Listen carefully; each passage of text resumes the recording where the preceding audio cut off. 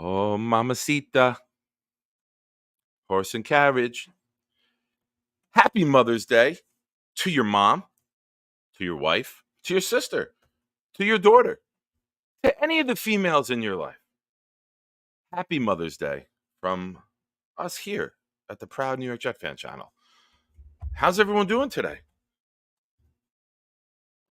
It's the Sunday Shenanigans, episode 2, part 2. Mother's Day edition. We're going to have some fun today. We got a fun show lined up for you. Uncle VR is in the back. He's waiting to pop on. We do not have our entrance opening video yet, so I got one thing to do. I'm going to pop this on, and then we're going to get back and say hello to all of you awesome people who are here to hang out with us.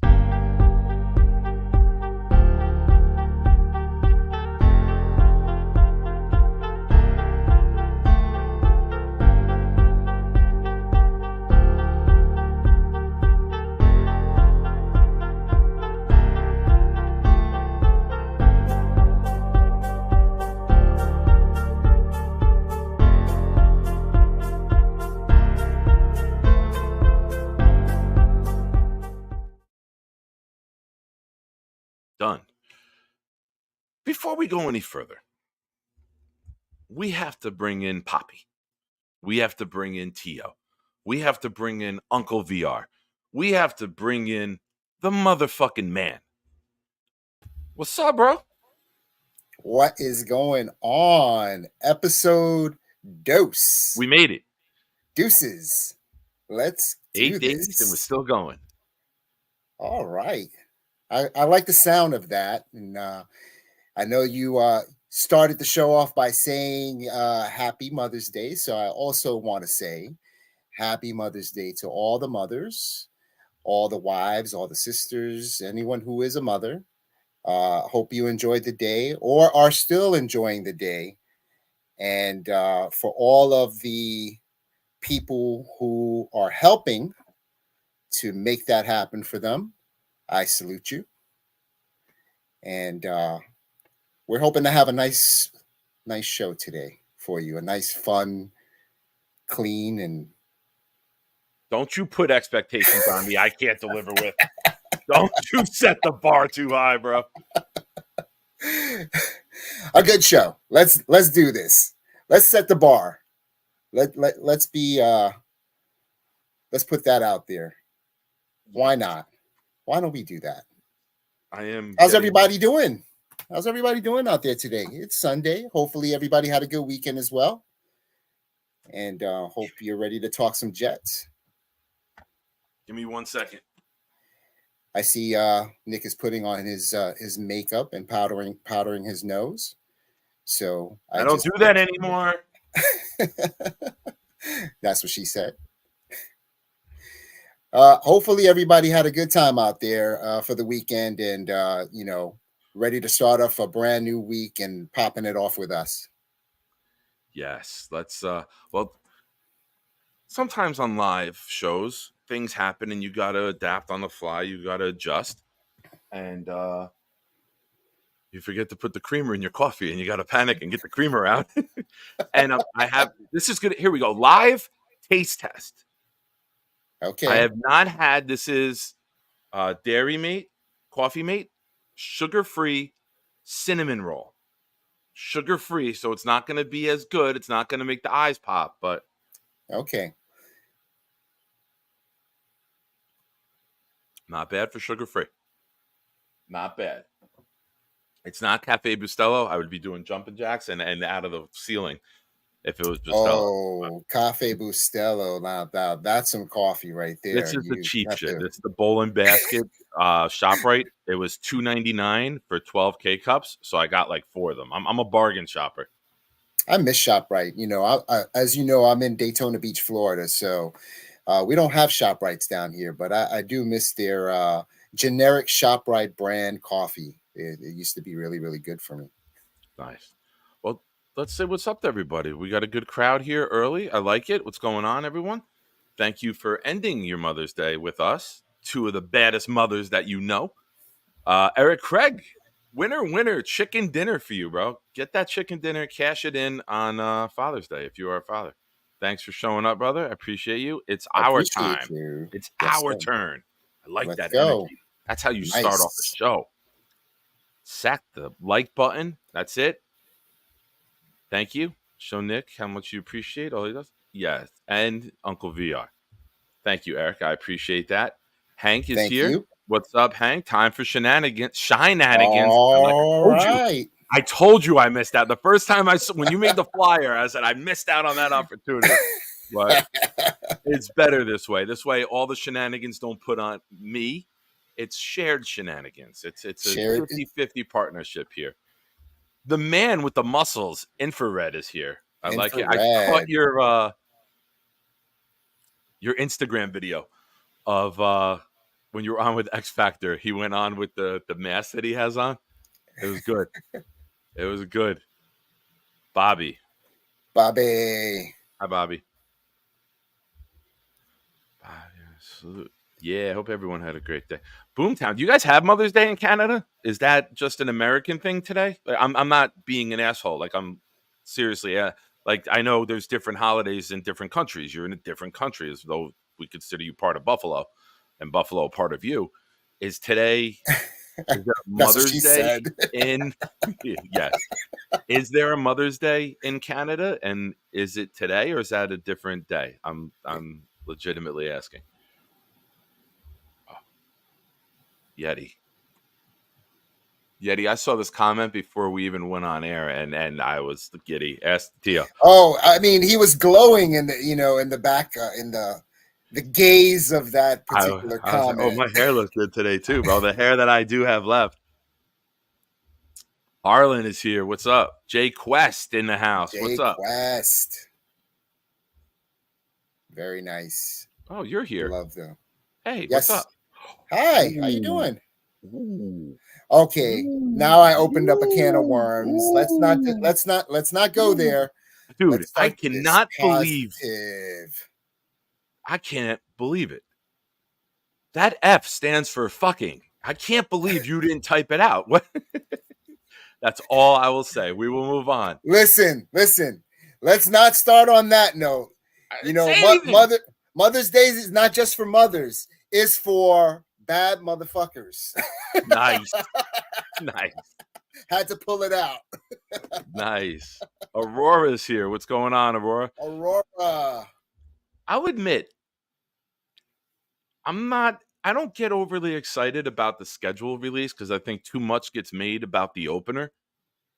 But I do get excited to see the home schedule because I hope that it lines up with games that I can attend that my son can go to. I'm more interested on the home games. If there's a Monday night game, his games are on Mondays for high school too. So I'm hoping that if it's a Monday night game, it's not early in the season. Like he couldn't go to the Buffalo game last year, which ended up being a blessing for him. And see, I'm the opposite of that because as a fan who lives away from the New York City area, I actually look forward to when some of the away games are because I usually travel to games. I travel to some of the home games as well, but normally, the Miami game is a big one for me to go to if we have Jacksonville on the schedule, which we do this year. And then just the contingent of Jet fans that, once you see the schedule, figuring out, hey, which game is going to be the one that everybody is going to be targeting. Like last year was Vegas. So I'm interested. Yeah, it'll be interesting.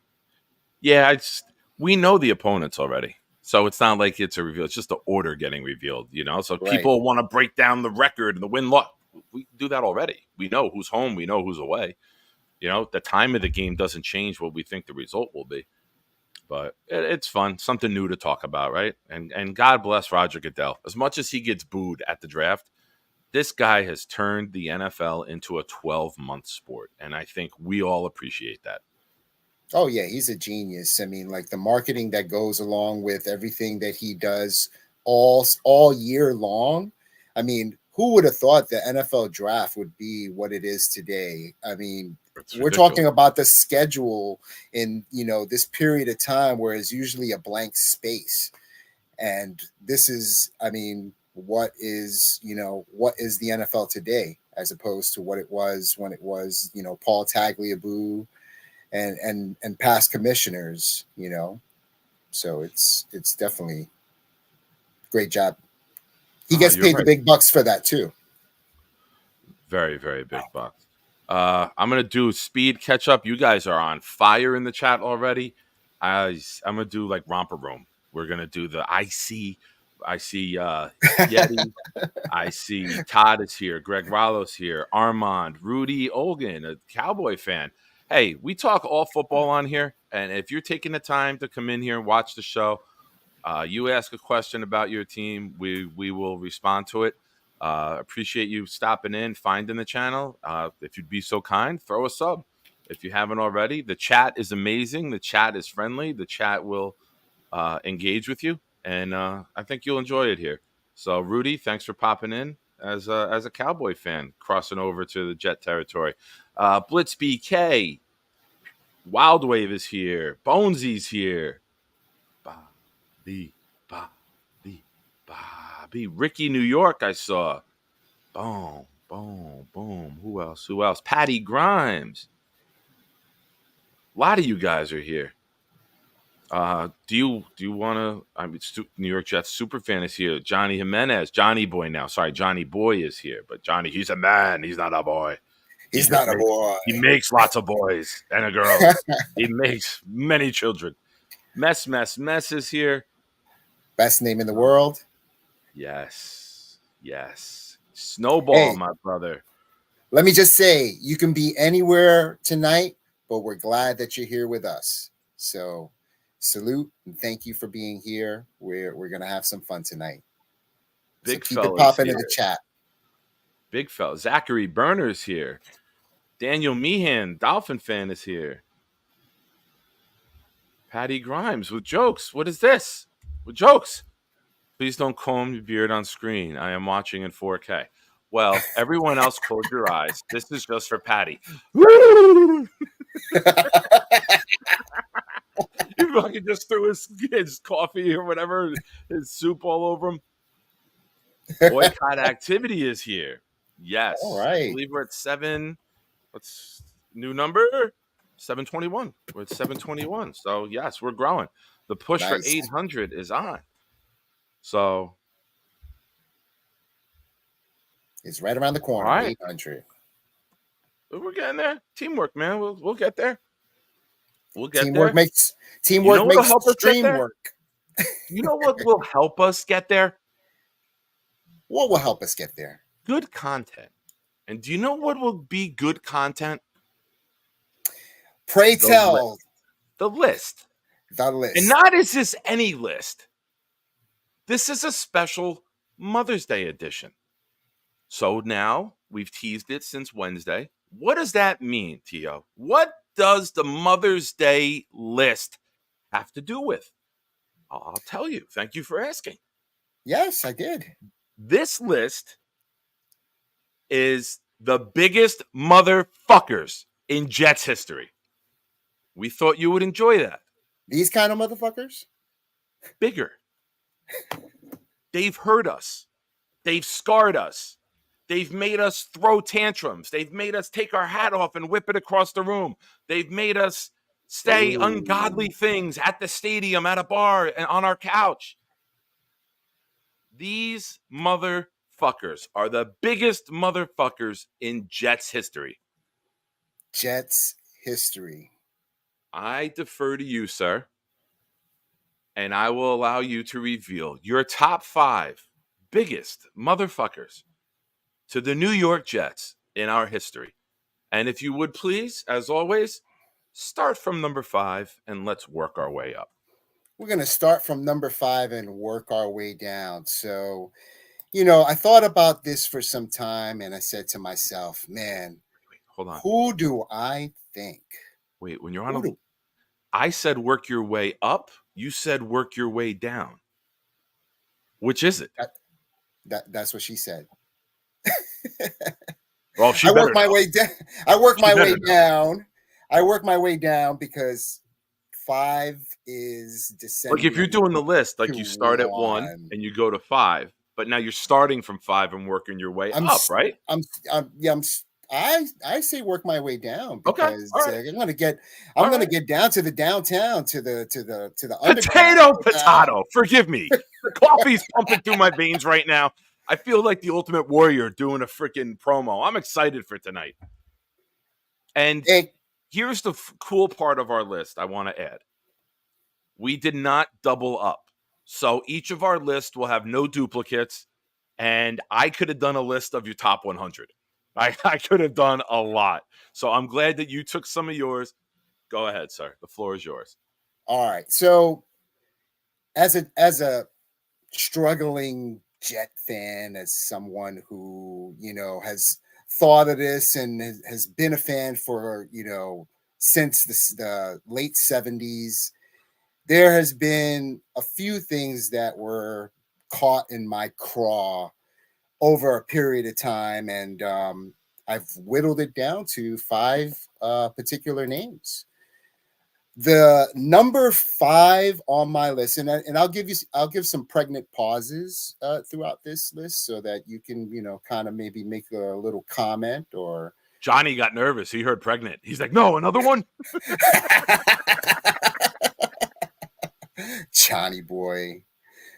All right, so number 5 on my list, I have James Dolan. Now, that's a Nice. surprising name, right? Like, I what? did not expect that, but I have my theories behind it. But go ahead. Why do you have James Dolan on there? Well, James Dolan has my hate for a lot of different reasons as a Knicks fan, and but that's not the only reason why he is on my list. He is on my list because he was instrumental in blocking the West Side Stadium when the New York Jets had a chance to come from back from New Jersey into New York in the West Side Stadium, and James Dolan blocked it and basically put the kibosh on the deal because he said that it would eat into his profits for concerts at the Garden, basically. Yeah. So the number one person instrumental, a lot of people don't know this, but the number one person instrumental in blocking the West Side Stadium, which I was one of the biggest proponents for, was that man. And because I already had hate for him as a Knicks fan for so many years, he makes my list for one of the top 5 motherfuckers that I can't stand, and it's just duplicity over fandom for the Knicks and the Jets. So, what do you think about that as my first? Unexpected, but that's why I love doing a list because I don't know what you're thinking. You don't know what I'm thinking. The chat doesn't know what either of us think, and we don't know what they think. So if you gave me 100, I may have gotten there, but I just didn't connect the dots with him being a motherfucker. Oh So yeah, I like it. That's a good start. I like when I'm caught off guard and it's not the obvious, like, filling them in with Sharpie. I like when I read that. I went, ooh, this will be good. I like it. All yeah. I right. figured. I figured. I wanted to do something different. I wanted to do something that people didn't say. Okay, here's a list. These are the ones that are just like the obvious ones. So I didn't want to start off that way, and I wanted to throw a couple of like Yeah. left turns at I love Albuquerque it. to start the list. All I right. love So it. that That's was what makes these lists fun. Because if we just exactly. listed the 5 obvious ones, it would be boring. This is Yes. where the content comes in. This is why the list is the shit. Give me your number This 4 biggest motherfucker. number 4 biggest motherfucker is Mr. John Idzik. And Whew, John Itzik, I mean, That for deflated me.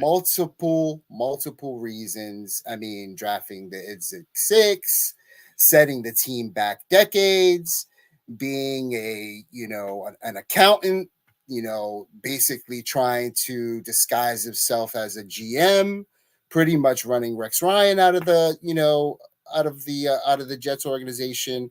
I mean, there are multiple reasons why John Idzik is on this list, but um, basically, if you think about it, a multitude of Jets fans at that period of time got together and put a petition and made terrible towels and flew airplanes above to get this man out of being the general manager of the New York Jets. And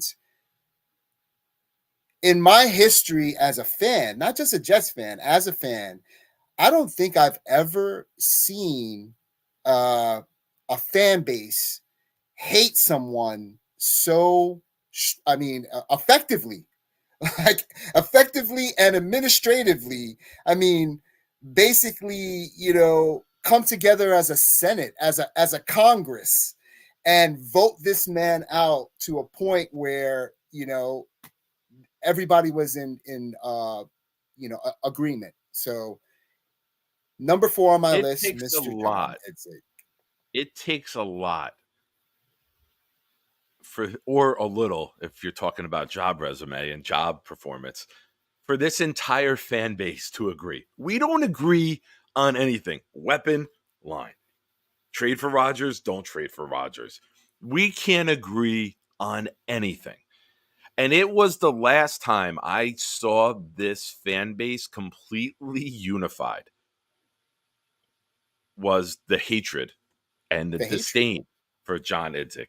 So, John Idzik, you are certifiably a Jet motherfucker. Just Motherfucker. the name. Get I him don't even out want of to talk here. about him that much. It brings like dry heave.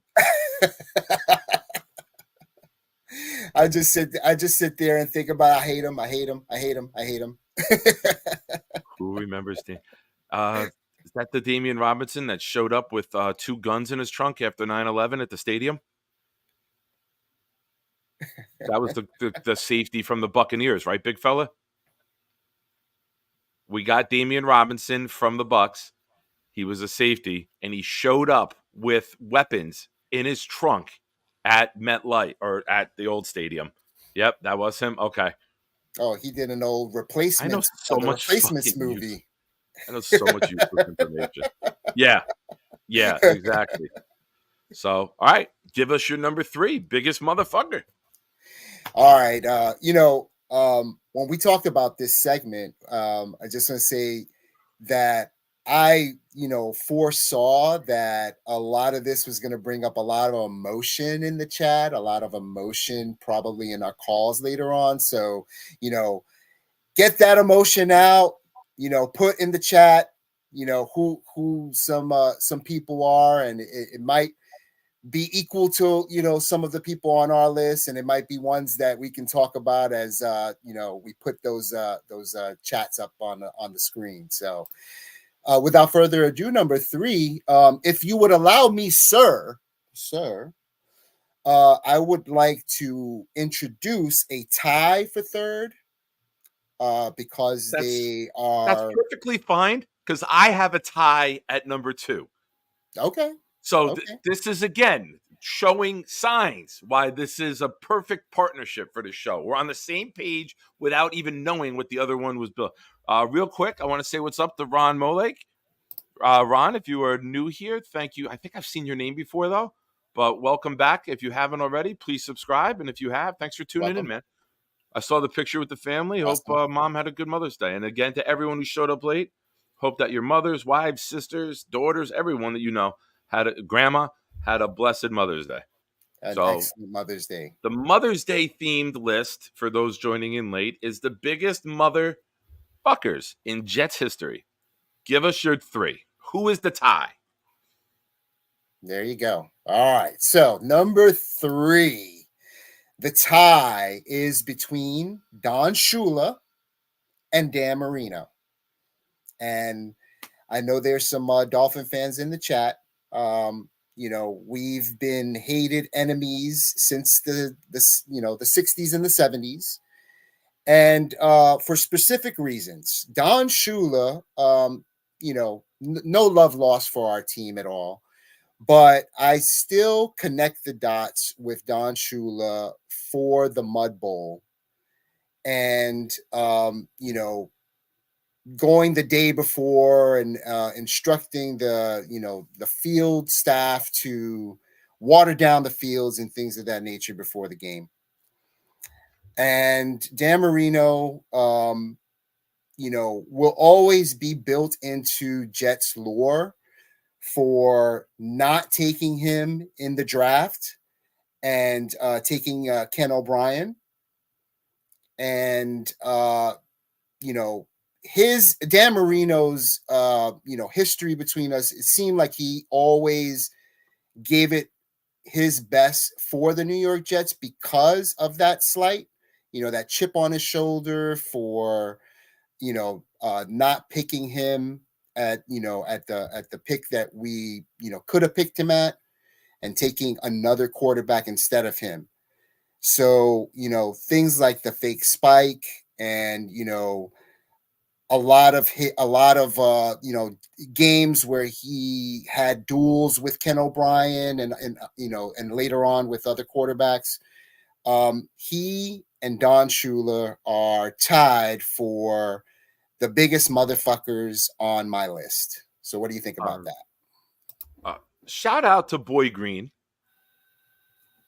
Sunday's Shenanigans with slicked back hair. Even Boy Green noticed how fucking awesome I'm looking tonight and how great your hat is. Because that's 2 conversations we had before going on air. And somebody as astute as Boy Green pointing it out. I'm going to lose my gosh darn bananas. Fantastic. Boy Green is the man with the hat game. So, I'm just trying to be the man standing next to the man with the hat game, because he brings it every morning on his show. And, for those who are not familiar with his show at 7:30 in the morning every day, you're missing out.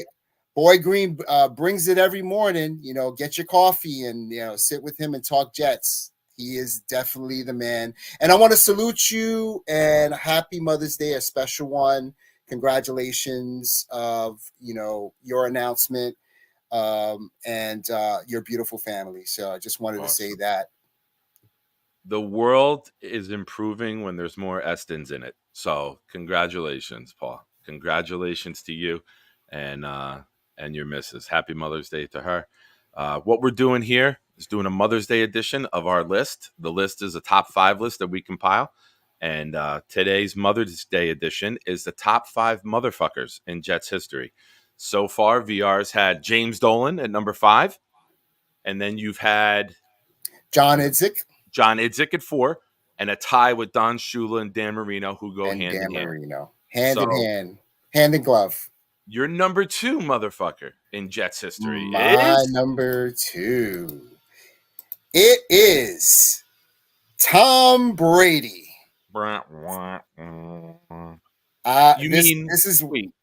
Yep. This is fake jaw Tom Brady? Fake jaw, yes, the one with plastic surgery Tom Brady? That's the one, I believe so. Wife left him for the guy? Partner? Him? That Tom Brady? The one whose first baby mama on Mother's Day named her son with the initials JET. I don't know how many people know that, but that's his initials because she was so pissed off. That was Monahan, the first wife? I think. I don't really? think she was. I think the kid's initials are JET. Wow, I didn't know that either. No wonder he hates us so much. wants nothing to do with us. So, I mean, Tom Brady is obvious. Tom Brady, he hates us, and we hate him too. And the thing is, I don't understand why Tom Brady hates us. I mean, asshole, we made your career. If it was not for Mo Lewis taking out Drew Bledsoe, you might not have existed in the NFL plane. as a 6th-round draft pick. So Tom Brady, for obvious reasons, and the 7 championships, and all the fakeness, and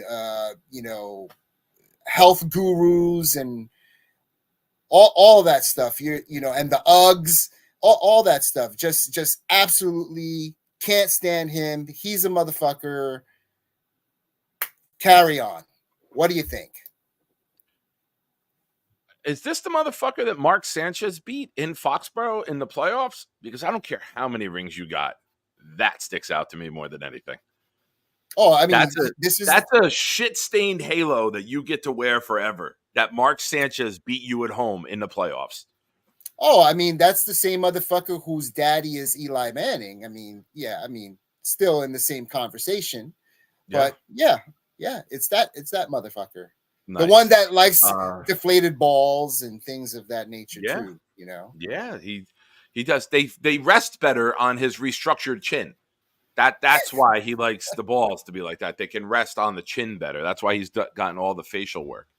I mean, he practically admitted it in the roast, right? If Goodell would have just given me $20 million, I would have told him I did it. I agree. Give us your number one motherfucker in New York Jets history. Well, I'm pretty sure for a lot of people, including yourself, that this is going to overlap. And, at least to me, as much as respect I have for this man, as much as I know that, he worked hard through his time as defensive coordinator for the Giants, his, head coaching with the Browns, his stint with us. I cannot stand the hoodie Bill Belichick. And I think he is the top motherfucker of Jets Nation for pretty much, you can put a list together, but for me, it is I resign as HC of NYJ on a napkin. Like, the dude is like school during the holidays. No class for that, bro. So that is my number one. He is a motherfucker. I hate him. I respect him. He's funny. He's dry. He does good on Pat McAfee, apparently, but I'll never love him. Even if even if Woody Johnson hired him as the head coach of the New York Jets, I'd still hate him. For those Sluggo and others popping in late, we are doing a Mother's Day edition of the list, and we are doing the top 5 motherfuckers in New York Jet history. Go ahead, run down for everyone, recap your top 5, and I'll hit mine. All right. My number 5 was James Dolan for blocking the West Side Stadium. My number 4 was John Idzik for drafting the Idzik 6 and setting back the Jets for decades. My number 3 was tied with Don Shula and Dan Marino. My number 2 was Tom Terrific Brady for hating us. Guess what? We hate you too. And my number 1 was the hoodie, Bill Belichick, or Bill Belichick, as so many of us Jets fans, have named him. And specifically for I resign as HC of NYJ on a napkin. Yeah. To answer Boy Green's question, unlimited amount of MF bombs are allowed today. It's every time including, we say it. Including these.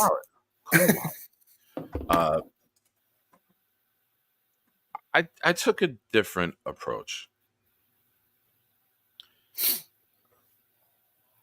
Out of my 5, 2 have been mentioned so far in the chat.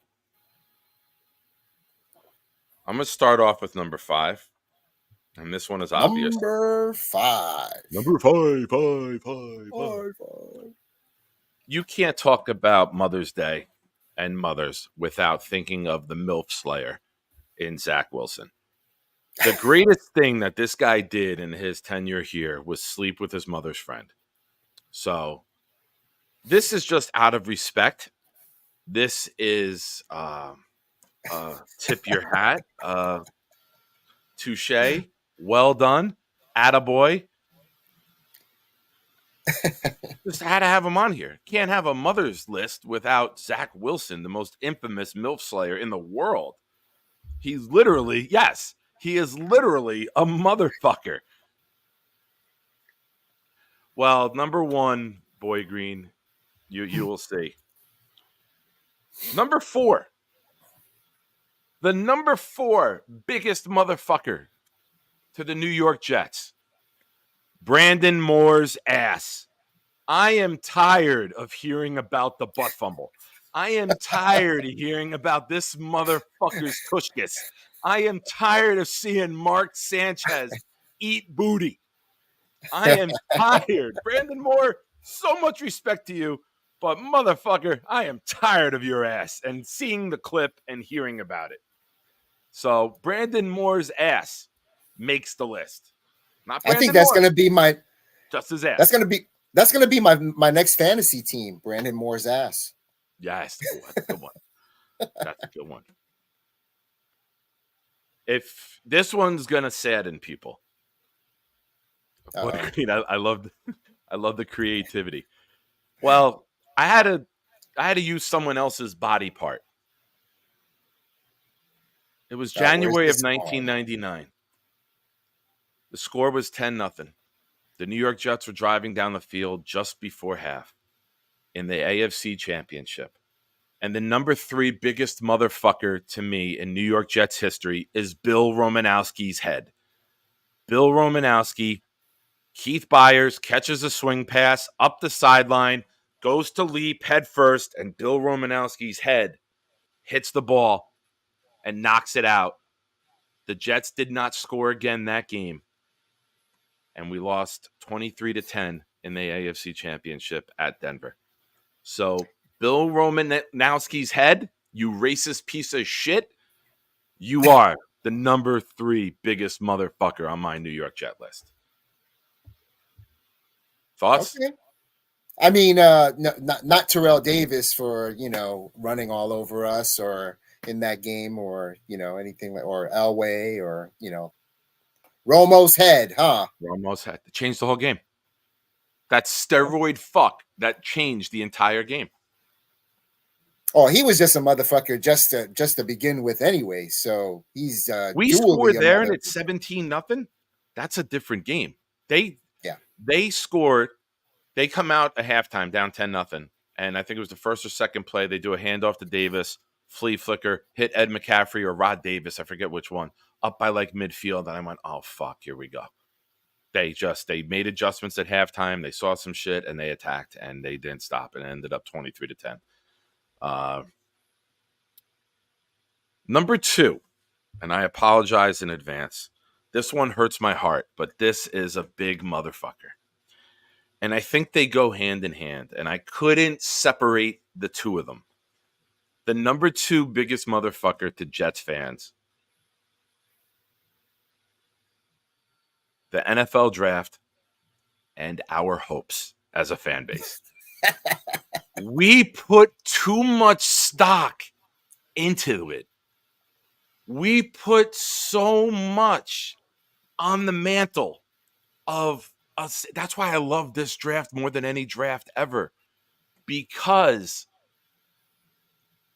there is no savior. There is no franchise this, franchise that. The team is so good that we don't need to label anybody something that they're undeserving of. And I think the draft and renewed optimism and hopes of a player being the guy who can change the course of our franchise, it goes hand in hand. But this year, I love that we don't have that. That's like the kiss of death on a player, is that when Jets fans get their hopes so high, it's like, we got a franchise quarterback, Darnold. We got a franchise quarterback, Zach. We got a franchise left tackle, Becton.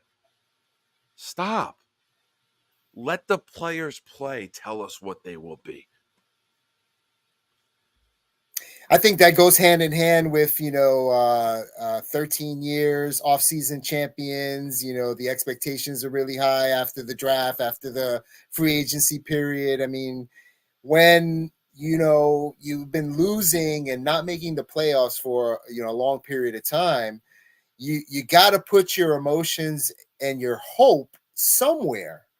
So I think a lot of the emotions get put into the hopes of a player, because if we're drafting high after a losing season, that player is going to be, for the most part, by the experts, a blue chip player.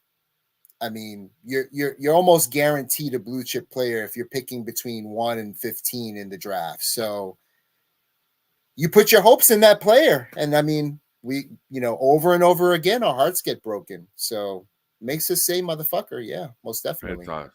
I saw somebody, I do stand corrected, Jay Quest.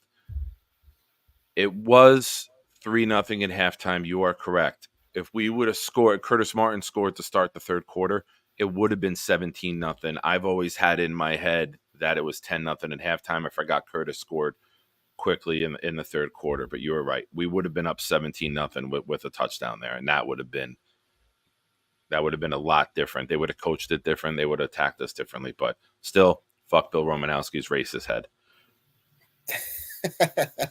Now, Boy Green has brought up one that I should have thought of. Either the turf or the Achilles tendons of Jets quarterbacks, right? But number one on my list is a Jet, and it's Mo Lewis. And for those of you that heard me tell the story a week or two ago about Don LaGreca, ESPN Bubble, interviewing Marvin Jones and Mo Lewis before the game back at the old stadium, I made my way up to the front, and I proceeded to stop the show and scream at the top of my lungs. And I promise you, when there's someone screaming, no one is louder than me. And I screamed from 5 feet in front of the stage at both of them, or at Mo. Why did you hit him? He was going out of bounds. He's not athletic. He wasn't cutting back in. Why didn't you let him go? I beat my wife. Not married at the time. I kicked my dog. Never kicked my dog. But I'm just yelling just craziest stuff at Mo Lewis to let him know how idiotic that play was. Drew Bledsoe had the mobility of a funeral casket. He couldn't cut. He played upright. He played like this. He had no mobility whatsoever. It wasn't Steve Young. It wasn't Randall Cunningham. You didn't have to worry about them cutting back inside of you and going. Mo Lewis, to this New York Jet fan, you are the biggest motherfucker in Jets history. That tackle haunted us for 20 years. That tackle will haunt us for NFL history. You didn't just fuck the New York Jets that day. You fucked NFL fandom. We had to endure this stupidness of people who can't even say the letter R. I park my car by the bar so I don't have to walk far. Shut the fuck up. Men play in a stadium. Boys play in a park. Fuck you, Boston Red Sox, too. Don't think you're not getting out of this rant without an FU coming your way. I hate no one everything is safe about the region. I won't go. You can give me, hey, Nick, we're going to pay you $2 million a year, give you a penthouse, and relocate you to the heart of Boston. I'd rather be homeless on the streets of New Jersey than live in Boston or Foxborough. I would never go there. Previous girlfriend I was with wanted to go on vacation. I was like, no. She's like, you said I could pick. I go, you got to pick somewhere else. I'm not going there. I will refuse. I'm like, why?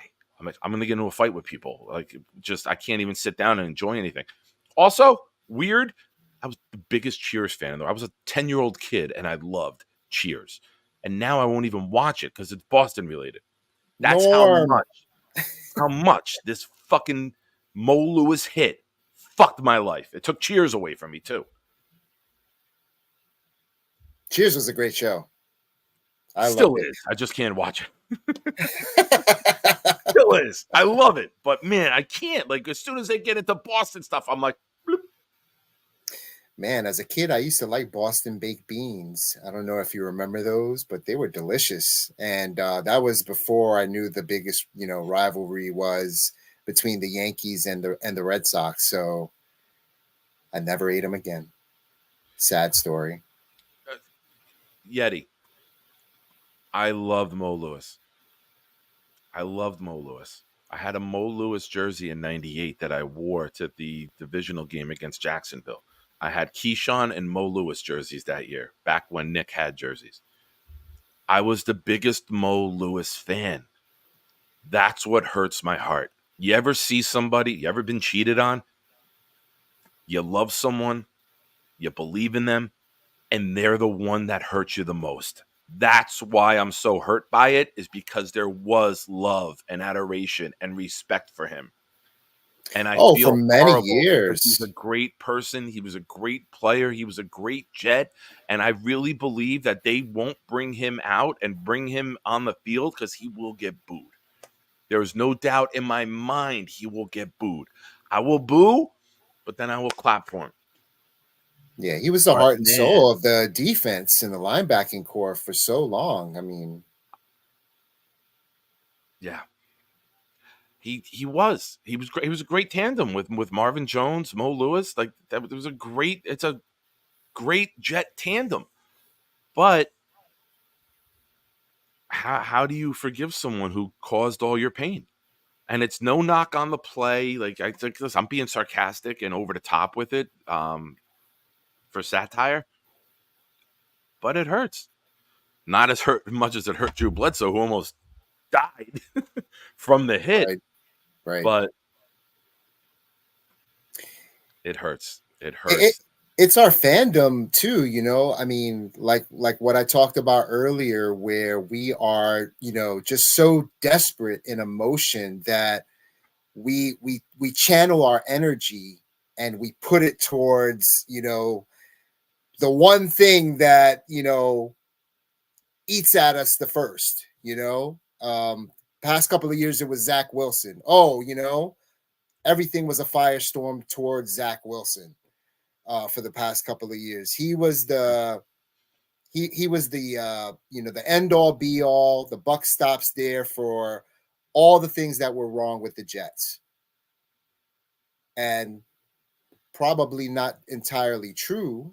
Just like Mo Lewis, not entirely true that he created Tom Brady's career, but you start thinking bad things when you're emotional. Yeah. And this is the perfect comment. Barney says, Nick, Mo wasn't like, I'm going to knock out the number one pick, so a 6th-round pick can take over and become the GOAT. True. But there's cause and effect. Nobody wakes up in the morning and says, I'm going to go run a red light and hit with a truck and hit a minivan with kids going to school. Nobody plans on bad shit happening, but there's cause and effect. He caused Drew Bledsoe to leave the game. The effect was 20 years of hell. And every ring and every win and every stupid fist punch that he did made the wound deeper and harder to heal. And for me, it'll never heal. So you can have good intentions and bad results happen. And that's the best way I can summarize Mo Lewis. Nick, you ever seen that movie? I think it was called Mr. Baseball with Jim Belushi. So And bad. So bad.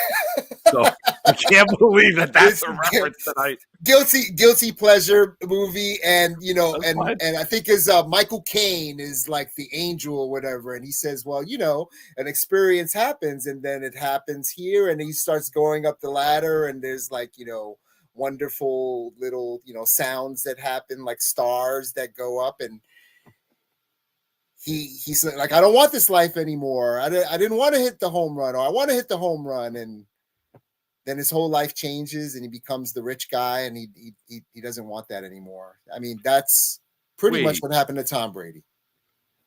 was it Jim Belushi or was it Tom Selleck or was there two Mr. Baseballs? I don't know if that's the name of the movie, but it was something to that effect. Somebody in the chat helped me out with the name of the movie, but Mr. Destiny. Mr. Destiny, there it is. There you Mr. go. Baseball was Tom Selleck at the same time. I'm like, wait. I knew I had something. All right. Those 80s movies or 90s movies all run together anyway. They were hour and a half. There was no CGI. No. I was just talking to my son about that. I said, back in my day, we had commercials that made a movie that was an hour and a half, 3 hours on television, and we had no other choices. So take that. We didn't have Netflix and streaming services. Jay Quest saying that to my statement before about cause and effect, you can say that with anything. Jets taking Jamal Adams instead of Mahomes gave Chiefs a dynasty. I disagree. The Buffalo Bills trading with the Chiefs, allowing them to come up and get Mahomes, gave them the dynasty. Can't put that one on the Jets. We could put a lot on the Jets, but we can't put that one on the Jets. We cannot. Not in my opinion. But was there any other people who responded to the lists in the chat about their motherfuckers? I saw that the chat is on fire tonight. The comments are coming in so fast and furious. Like I can't even keep up with them. I want to I see Allison's here. Allison, thank you again for that big super chat the other night. That was awesome of you. Thank you. I see Alan Donas. BMAC is here. Big fella said, biggest motherfuckers of all time have to be second round wide receivers. Ooh, Idzik was a part of my list. That was a part of those receiver failures as well. Yeah, we're cursed with the second round wide receivers. Stephen Hill, Devin Smith. Jeez. Wow, this is a comment that I missed that definitely deserves airtime. The great Charles Gorman. Hold up there, buddy. What is wrong with eating ass? I did not expect to get that comment from Charles.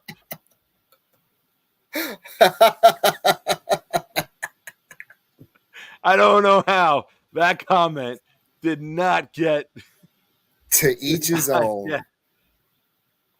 Oh, Allison. Thank you. Allison coming in with a super chat. Thank you so much. Oh, thank you, Allison. She says, I hope A-Rod plays like his life depends on it and gets the Jets where they've never been and save the coach's job. Their job's on the line and play like he's never played before. If Aaron Rodgers could play like he's never played before, we're going to win multiple Super Bowls in a row. I said today, I was on Jeremy's show, and there was a guy, Matt, who's on the Midnight Mike show.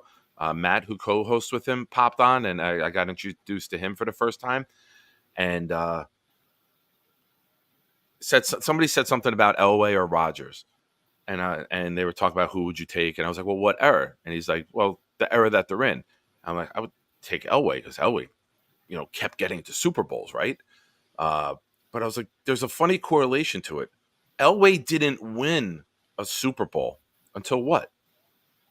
He had the best run game and running back in the NFL, Terrell Davis. Terrell Davis, correct. Aaron Rodgers, later in his career.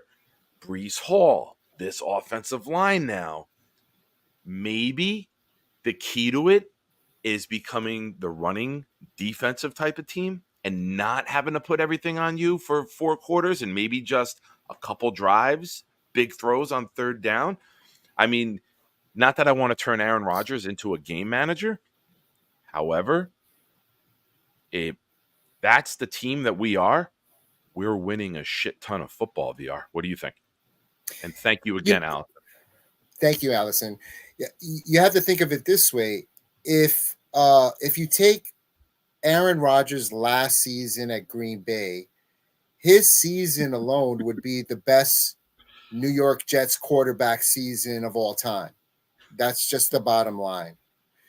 The thing about Aaron Rodgers and possibly being a game manager, I mean, I don't disagree with that because if you think about it,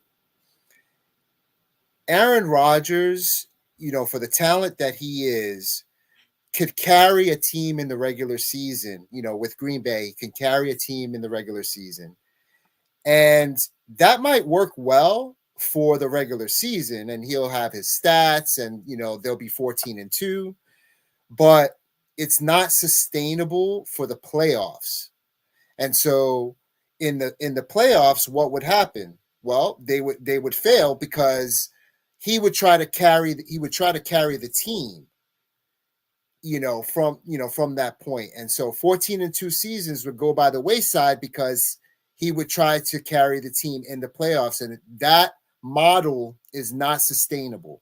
Mhm. And so I don't want that same model to occur with the Jets.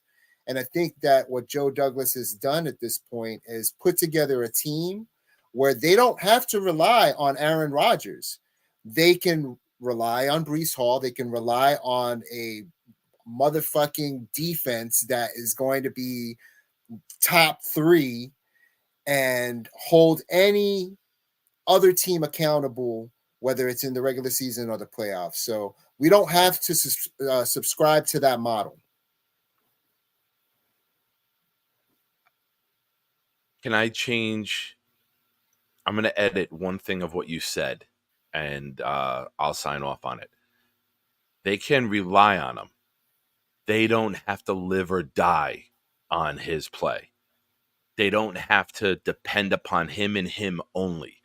Like I've been saying here often, we can win games in different fashions. If Rodgers is off, we could still win a game. The defense can shut them down. The defense can score. Breece Hall, special teams. We can win games if Rodgers is off. They couldn't really do that in Green Bay. That team was so reliant upon Rodgers for success. We can go into a playoff game, run the ball 45 times, and get out with a W. That's how strong I believe in this team. If you can't stop this run attack, why are we going to change it? Right? Right. Like you go into a Absolutely. playoff game, you get Breece Hall 26 carries, you get Allen 10, you work in a Corley jet sweep or something like that, and you bring in Davis. You go run the ball 40 times, you're going to win the goddamn game. And again, as talented as Aaron Rodgers is, his mind alone and the way that he's a coach on the field is going to be leaps and bounds above anything that we've ever experienced as Jets fans and the Jets as a team, because he's going to be out there negotiating the field, administratively going down the field in a way that we've never seen before. That's what I want to see. That's what I'm so excited about, because we've never had that. Agree. Jetted out. Thank you for the super chat coming in with jet. Oh, his comment is even jetted out with Jets. 13-4 incoming. Let's go. That should be a first round bye. That should be home field advantage throughout. I want that. I'm greedy. I don't want a wild card. I don't want one playoff game.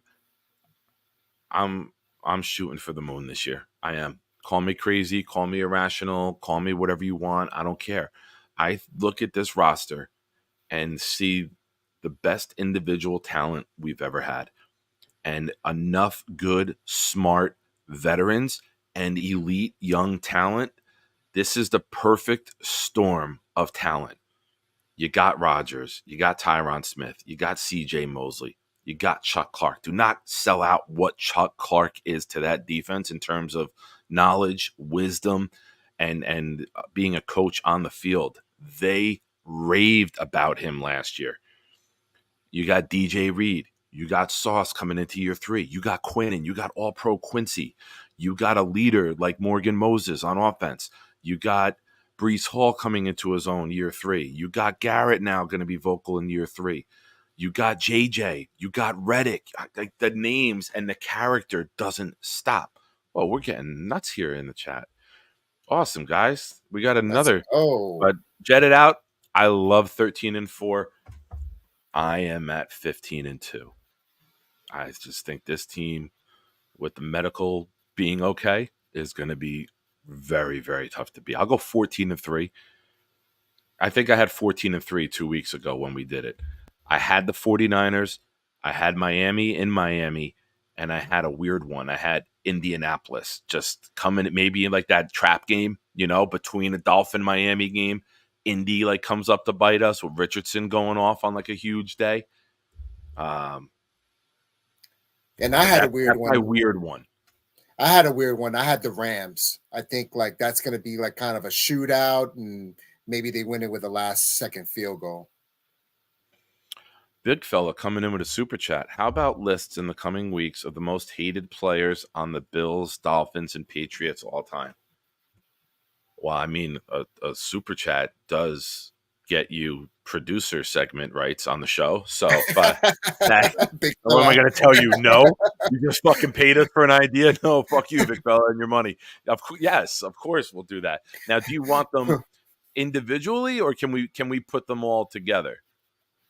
And like we'll eliminate ones that mentioned today. We'll eliminate Brady, Belichick, Shula, Marino.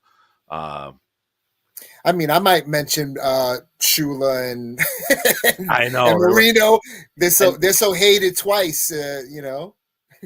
we can go deep into that though. Like if we take Yeah, out the yeah, most obvious, definitely. like Marv Levy, Jim Kelly, Marino, Shula, and we take out Brady and Belichick, and then build a list, I think it'll be fun to see the names that then come in. All right, we'll do it next week. Big fella, You super know, chat gets you. We'll do it next week. That'll be next week's list.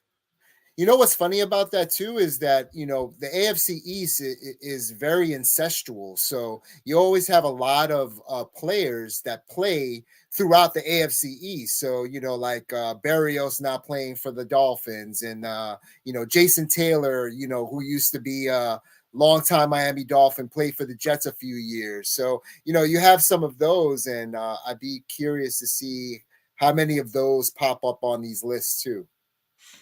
Yeah. So we will do that next week. So don't start mentioning them in the chat now. I know you guys all love to jump the gun, but have some patience, and we will get to that next week. And what we will add to it, we will add the old school Indianapolis Colts back when they were in the AFC East. So we'll do all Ah. time hated divisional foes. Well, that'll be next week's list. Most hated divisional foes. Foes. That's a tongue twister. All right, we're gonna change the fucking name to something I can say, but because this motherfucker can't get that sentence out. My tongue went into a seizure. I tried, bro. Foes. I tried. I even Fee, fi, slowed it fo, down to fum. divisional foes. But I was trying. I was trying. Allison coming in with another super chat. Thank you. Young men have to Allison, thank you connect with so Aaron's much. eyes and do the ball to him. They look at Aaron to catch the. Yes, they got to get in sync. The offense got to get in rhythm, and you get that over time. The most important thing is Rodgers is out there throwing already, so he didn't miss any of the offseason program. The last I heard is that Rodgers is not. He can do everything but a full sprint, and they expect that to be a box that's checked off easily by training camp. So there won't be anything holding him back come training camp, from my understanding. Um, but everything so far has been on the up and up, and the chemistry that's going to be built with these guys and with him not missing any reps, and there'll be a little reconnection period, right? That's what the OTAs are. It's like let's Right. brush the dust off, let's get our timing down, and then you go to the moon after that. So Yeah, Allison, and thank you again for the super chat. VR, all you. and I think that one of the underrated things here is the connection that Rodgers has with some of the young wide receivers like Gibson and Brownlee.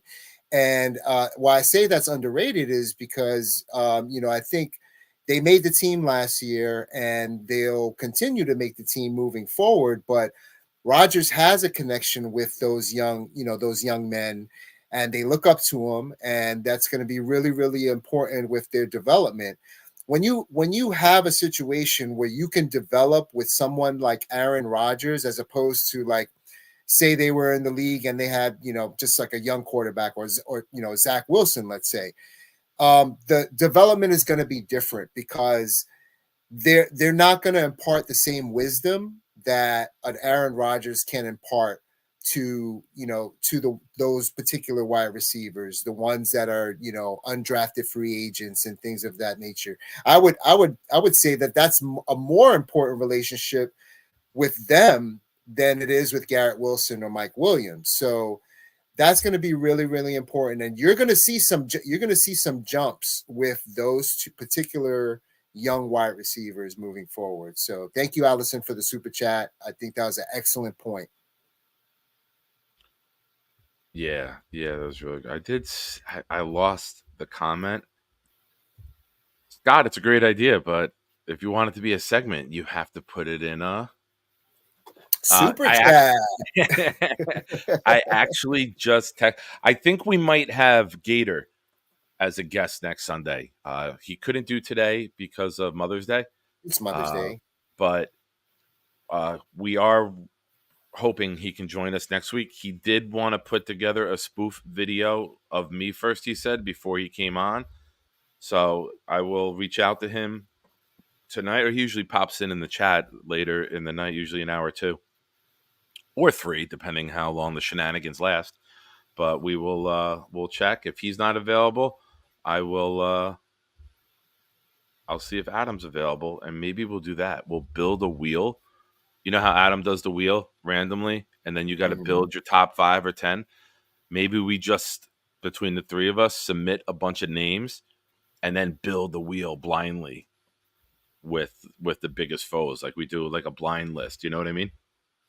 Yeah, that might be really good and fun, because you don't know who's coming up next on that wheel. Yeah. You might have a Lindo Mare. You might have a Lindo Mare at number 1, right? Yeah.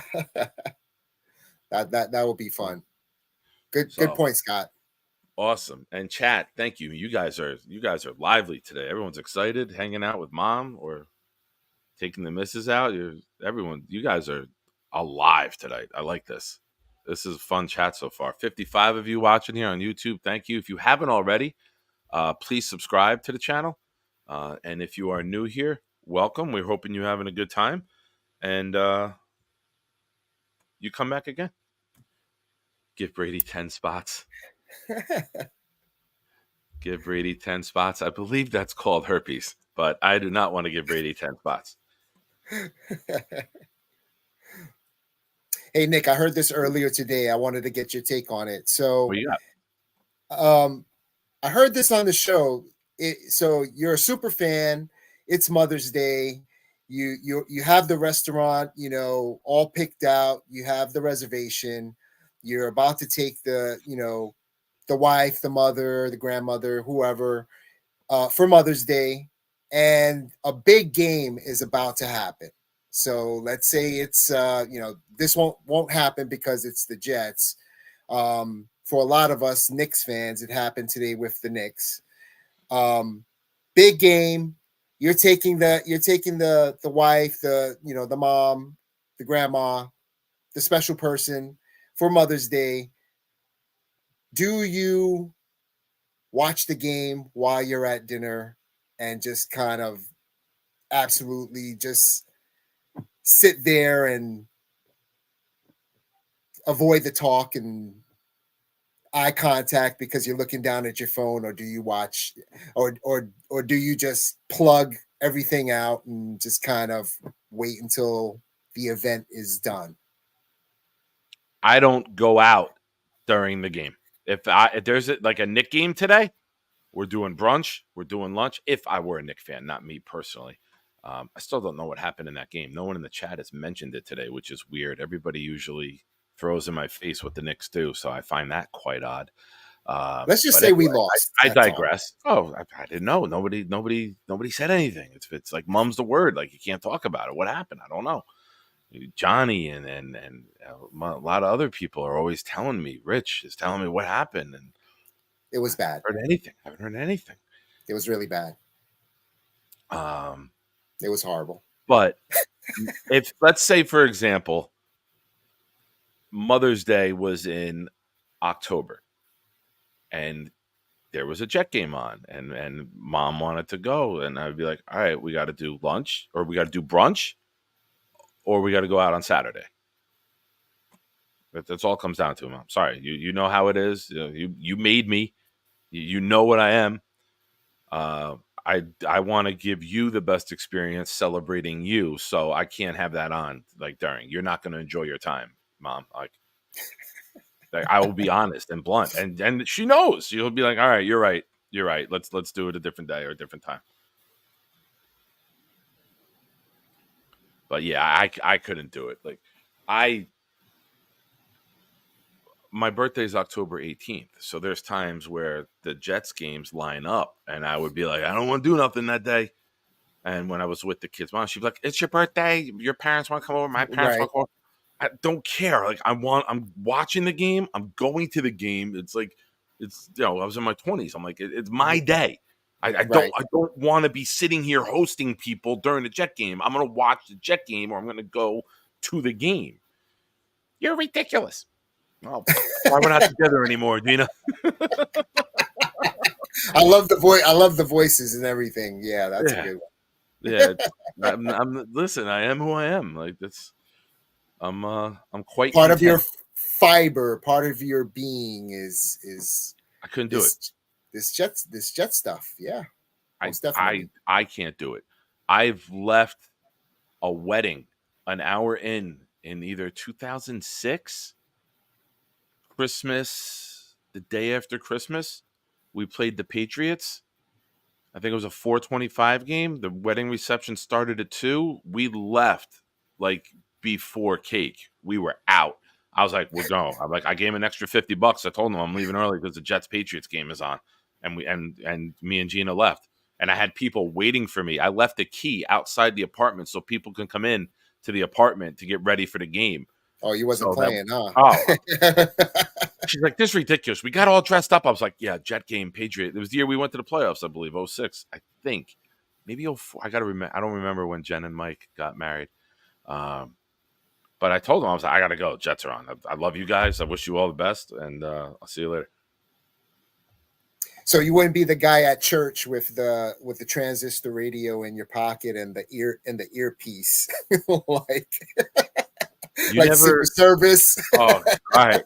Here we go. For those of you in the chat who love Nick's stories, here's another segment of Nick's stories. My son was born in September 17th, 2008. 2008 is the year we had Brett Favre. His baptism, the only time we can get the baptism done was after 12 o'clock mass on Sunday. 1:30 on a fucking Sunday in November. We were playing the Tennessee Titans that day. The Tennessee Titans were like 7-0, 8-0. I forget the exact numbers, but they were 11-1 or 10-1, some shit like that. Like I'd have to check the record for that game in 2008. If anyone can help me out with that in the chat, Jets Titans game in 2008, what the Titans record was going into that game. And the game starts at 1. And we had to do pictures and stuff, and then we come and we sit in, and the priest was taking care of some stuff because mass had ended, and our family flows in, and I'm sitting there, and I'm in the front row, and my dad's behind me. And I said to one of my buddies, I need you to get the updates and let me know.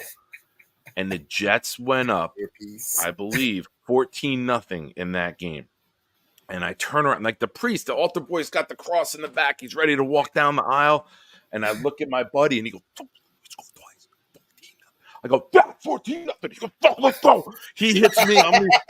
My mom hit him as my wife hits me. and we're still let's go.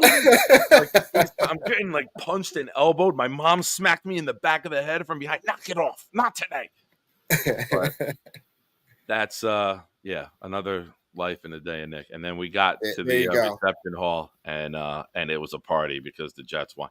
You can't even leave the Jets alone. That my ex mother-in-law yelling at me. I'm like, here, stop.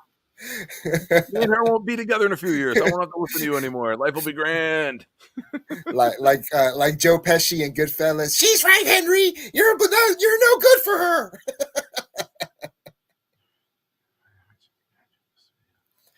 I agree. He's cemented himself with this team, Allison. I agree. The Packers are a part of his past, and I'm happy he's here. It's a new How do I chapter. work? How do I've said it like this before. I think it's very eloquently said by myself, if I don't mind. The blessing with Rodgers getting hurt last year, all the flaws on our offense got exposed, right? The lack of depth and weapons, that's been addressed. Mike Williams, Malachi Corley, the running backs to complement Brees and go with him, the offensive line. I don't know if that gets done if Rodgers is here and we win 11, 12 games and we get to the playoffs, right? I don't know if they do an overhaul because Rodgers masks so many flaws of an offense that the biggest blessing to the New York Jets could be that he got injured. What do you think of that? So you think that if A-Rod would have played the full season last year and they won 12 games, it would have been sort of a false sense of security for us because he would have been, it's the scenario that I brought up with him and the Green Bay Packers during the regular season. His, on talent and his mind alone, he could get through a season and they would be 14-2, and get through the the NFC North. But then when it got to the playoffs and, they had a bye, the other teams are playing, they win, they meet up in the division round of the AFC Championship, they could expose the team for what they were because Rodgers couldn't win it on just talent alone, so to speak.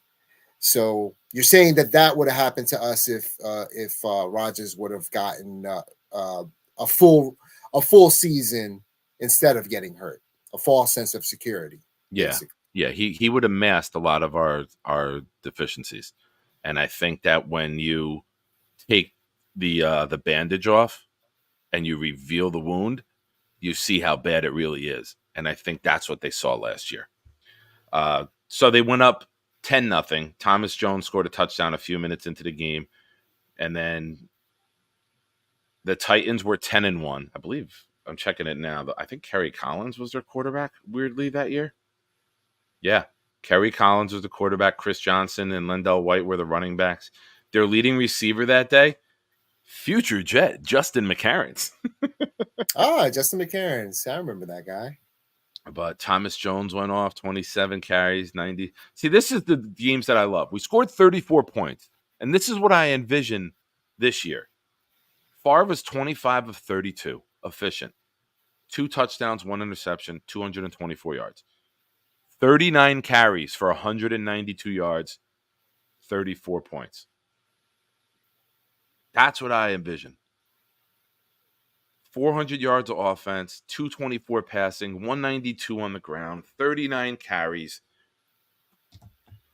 Oh, Allison, again. Thank you. Between two of the Packers quarterback, Brett Favre just used the Jets. Just get back to the Packers when he's playing for the Vikings, where Aaron is with the Jets. You're on fire tonight. 100% agreed. 100% agreed with this. That's a great point. Favre wanted to screw the Packers. Rodgers just wanted to put the Packers behind them. That's the difference between the two of them. Thank you. You know what, Nick? So much. Chat. If if BMAC is out there, when we have our segment for the rapid fire call in, I'd be curious for him to comment on that because of his Packer fandom as well. So that's a good point, Allison. I Yeah, totally agree that's with that's that. Yeah. perfectly stated. And Yep. Allison, thank you for the super chat. God bless you. That's awesome. Thank you for all of them. Yeah, the Titans were 10-1, and the Jets were 8-3 that day. And we went in there and then I think the next game after that, Was when he got hurt. and he didn't say anything about tearing his bicep. Yeah. Tired of talking about injuries with this team. I'll pray again. Lord, I will pray with all of you right now. Whoever is okay with prayer, you can close your eyes and pray with me. If not, I apologize. It's just for fun. Uh, Dear Lord, we come to you as a group on this day, your day, the Lord's day, and we ask you to bestow health, wisdom, knowledge, preparation on this team. We ask you to keep the injuries far away from them. We ask you to unite them as a team. We ask you to give the coaches the wisdom and the knowledge for preparation and game decisions and play calls. We ask that the players have strength and resolve to overcome the nagging injuries and cramps and pains that go on throughout the season in the NFL. And we ask you for just one time, Lord, to put this team on the path and let the destination be New Orleans, trophy being raised. Thank you. And as always, thank you for peanut butter. Go Jets. Amen. Amen and Swear to God. A-Rod. I swear to God, I pray like that every day. I always thank them for peanut butter and the Jets. Crunchy or creamy? Both. I do not segregate my peanut butter, bro. I do not. Right now, I'm with the all natural skip. I will segregate. I'm Skippy, Team Skippy, 100%. Don't give me no Jif. I don't want Jif. You want to know good peanut butter? When you microwave it and you melt it, Jif like turns into like a sponge. It doesn't look good. And I Oh, always, Mike, I love the two greatest foods in the world. And of course, Jets Chaos is here now when we're talking food. Like he's going to think you guys been talking food the whole time. No, it just happens when you arrive, Jeremy. But melted Skippy peanut butter, when Nick was a little guy, and we used to dip the pretzel sticks in the melted peanut butter. That was our snack every day. We got home, take a big heaping spoonful, throw it on a plate, dip them, eat them. One time, his mom got Jif. She went to like a Walgreens or a Rite Aid, and we needed peanut butter. That's all they had, and I microwaved it, and it didn't look good. Almost looked like marshmallow fluff when you try to microwave that. Like it aerates. There's like oh, bubbles, like sponge bubbles all over. I was like, that does never not look again with Jif. good. No. Never. Yo, there he is. I'm not happy to see Nick. That's my boy. That's my boy, Nicky Shine. What's up, bud? Talking about when you were a little guy. Do you know what his favorite snack was as a kid? I'll tell you guys a quick non-Jet story. Oh, hold on. Scott says gummies over prayer. All right. Well, time that I had gummies, I was praying that it would end because it was a wild night. But I digress because my son's here. Gummies make you pray Yeah, sometimes. yeah. I'm with my son, and I used to work for a cable company, and I was work Tuesdays to Saturdays. So Mondays was dude day. It was just me and him. We drop his mom off at work, and we come home. It was just me and him all day, and we had like a big ottoman. And on the ottoman, it was like where I would change him. Like I put him on. We didn't have a coffee table or nothing, so I throw him on the ottoman. The diaper stuff was there. I'd change him, and then I would slide the ottoman to block the hallway to get out to the kitchen. And I go in there, I'm getting myself, I'm making lunch, I'm getting everything situated. I come back in, and ironically, I have a thing of Vaseline here because I shaved around the mustache before, and it was hurting me, so I put it on. We had the tub of Vaseline for the baby. He's sitting there with the tub, just eating Ooh. the whole. Holy shit! I call the fucking poison control number on it. I'm on the house phone calling poison control. I'm on the cell phone calling his mother who works at a hospital. She's like, the fuck is going? I'm like, he fucking ate, like, fuck, I don't know. The thing was almost full. It's like half gone. He fucking ate like a whole tub of Vaseline. I'm like, hold on, I'm on the phone, poison control. The guy gets on, he goes, all right, what? I was like, it's Vaseline. It's a petroleum jelly.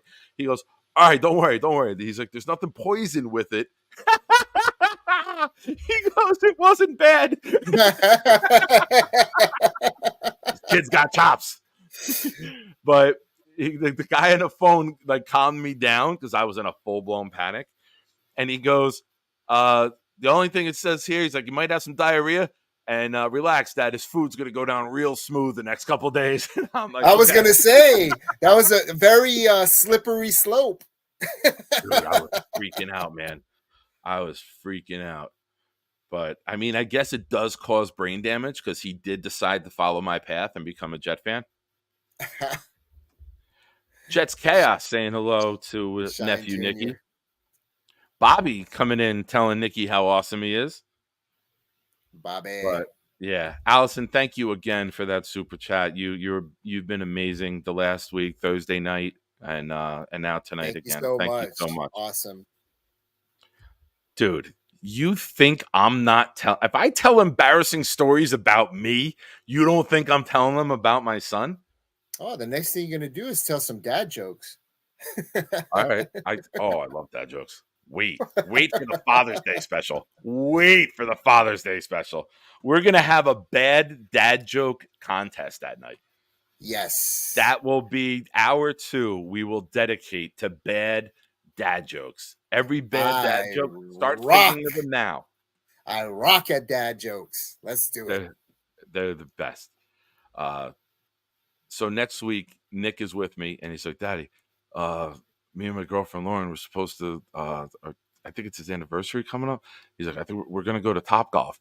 I'm like, all right. They booked the booth. I'm like, I got to work at soccer till 3. I'm like, book it like a little bit later. He's like, all right. We're going to go from like 3:45 to 5:45. I'm like, all right. I'm like, we'll drop you off. We'll go over to Uncle Ryan's. My sister and her husband and my mom live 2 minutes from the Top Golf in Edison. So I'm like, all right, we'll go over there. Dude, part of me wants to just like say that we left and just like get a booth like 2 booths away from them and just like heckle them the entire time and fuck with them because that's the type of dad that I am. But I know he will throw a golf club at me. He's got my This was on a date, right? This is coming up this Friday. This Saturday.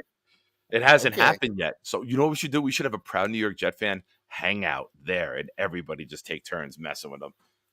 Oh, that would be awesome. I'd heckle them. But all right. That we derailed a little bit. Let's get into the next segment on the show. Word association. Word association. Last week, you asked me questions about the draft class. So this week, I'm going to ask you about our free agents. So what we're going to do, for those of you that missed it last week, I'm going to throw out some names, and you're going to give me the first word that pops into your head about that player. All right? Yep. And this is a game where everyone can play along. Yeah. Everyone, first word that comes to mind when you hear this player. Tyrod Taylor. Insurance. Nice.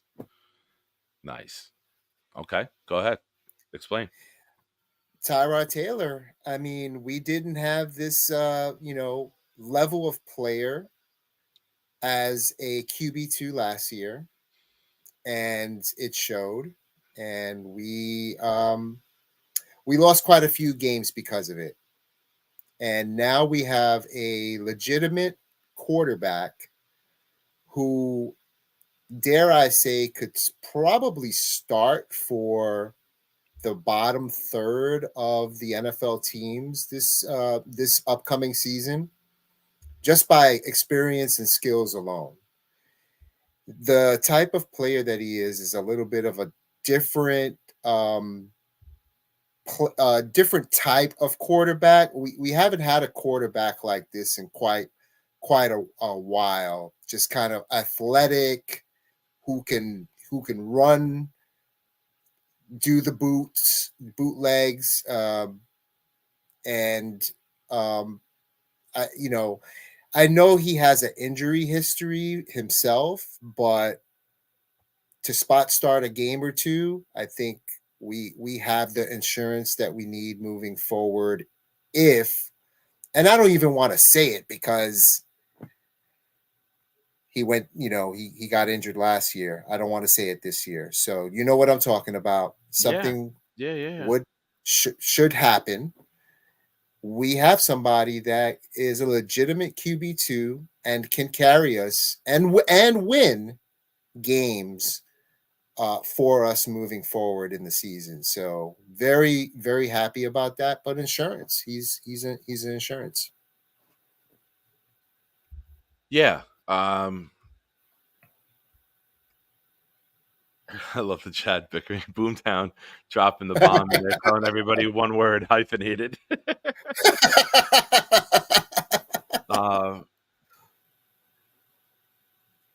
Dependable would be mine, right? Like, he's a dependable backup.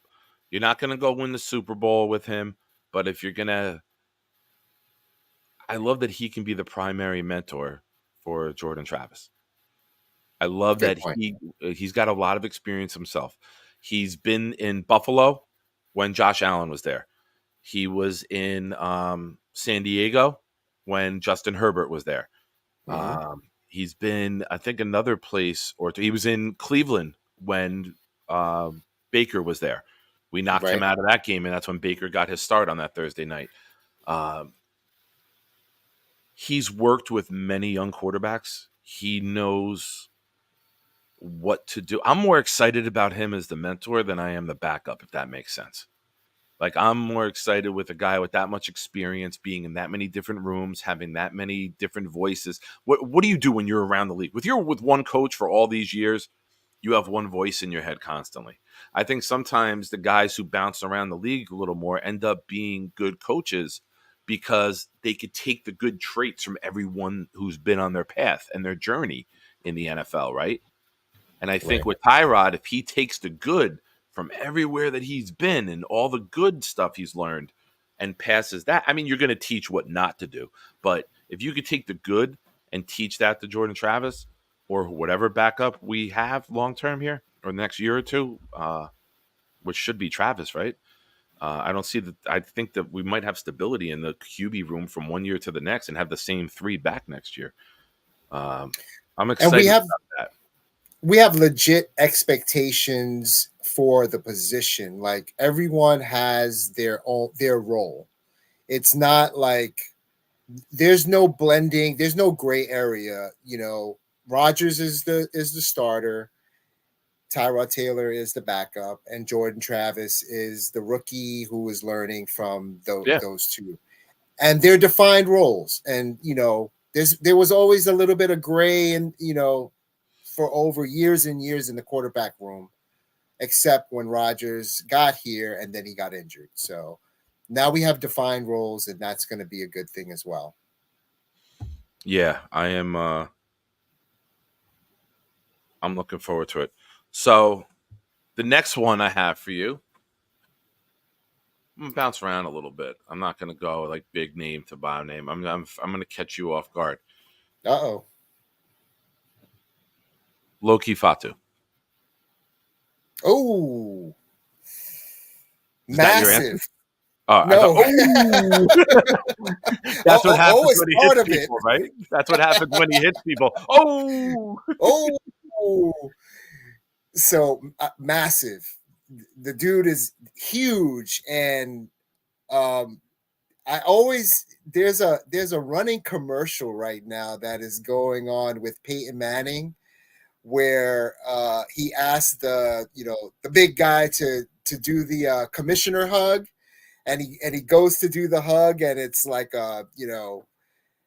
like one of those dummies, and he busts out all the sand and insides from the dummy as he hugs him, And he was like, is that too much? He's like, yeah, just a little too much. Yeah. Lakey Fotu. As as a dad, I am showing a little bit of concern right now because Boomtown, the crazy Canuck, said wall. The big fella said wall. My son said wall. Three of them right in a row said wall. So I'm a little concerned that my son not only thinks like me, but is also thinking like these two gentlemen. So that, Nick, you're going to therapy this week, bro. But it was funny. Wall, wall, wall.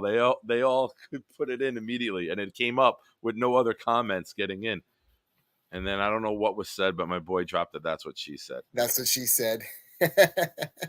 But yeah, I got to admit I haven't seen much film on him. But that's something I'm gonna look into more before the training camp gets here, and hopefully this year.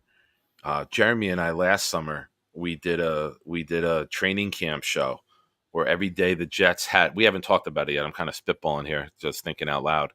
We did a training camp show every day where as soon as Coach Salah's press conference would end after practice, we would go live and we would have like a review of the day, all the tweets coming in from all the reporters. We would read live, talk about any big highlight plays that we saw that day.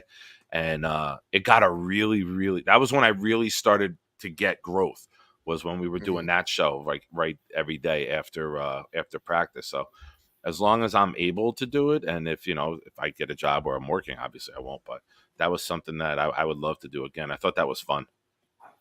Yeah, I thought that and was Lakey Fotu, he's going to be a rotation piece on the defensive line. He's going to be a replacement for Al Woods. He's some of the things out of some of the camps that I've heard said that he's just been a guy. He's just a jag, just a guy on the line. But he was rated high coming out of college, and they saw enough in him that they felt that he would be a good piece for us. So I think Ulbrich will definitely coach him up, and he'll do good. He'll do great things with us in our defense. I like it. I like it. Um, I hesitate to say this because I know how the chat can be, but you can call him a gag, a gigantic ass guy,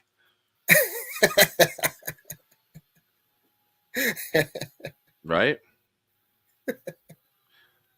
He's gigantic. You Ass can guy. call him. You I can call him a gag. I'm, just I will saying, refrain from he's a that. gigantic ass guy. All right. So next, Who you got? I'm ready for you. John Simpson. Ooh, intriguing. John Simpson is very intriguing to me. Okay. John Simpson is a tale of two offensive linemen.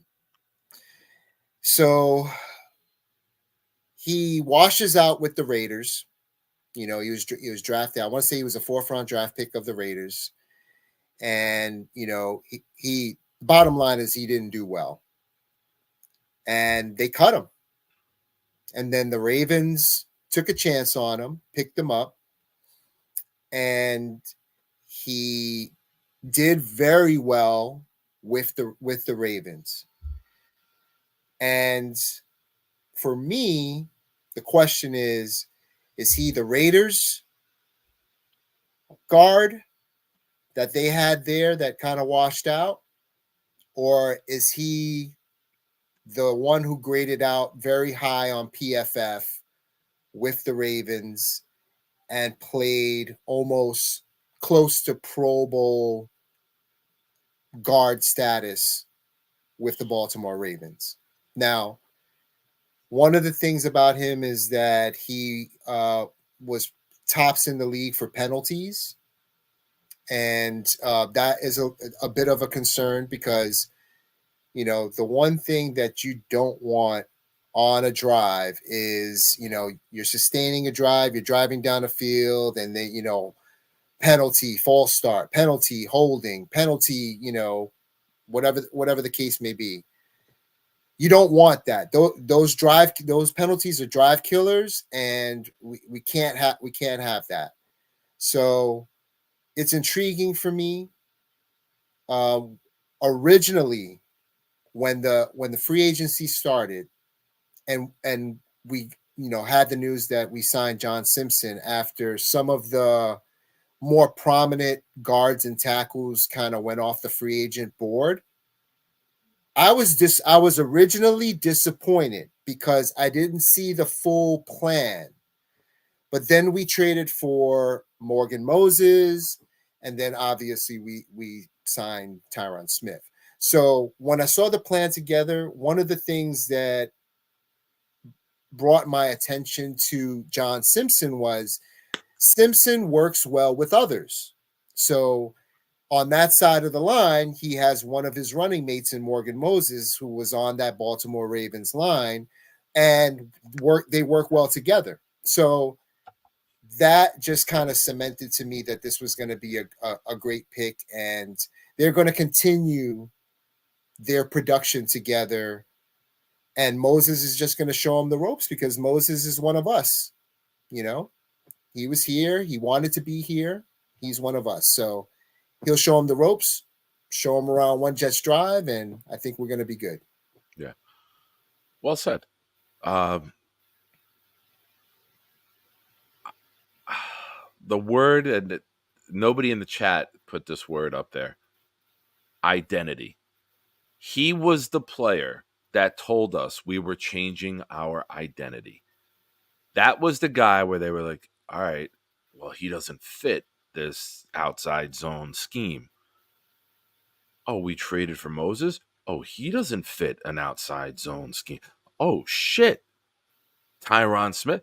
Simpson was the first domino in the we are going to go punch you in the fucking mouth offense that the New York Jets are going to put on the field this year.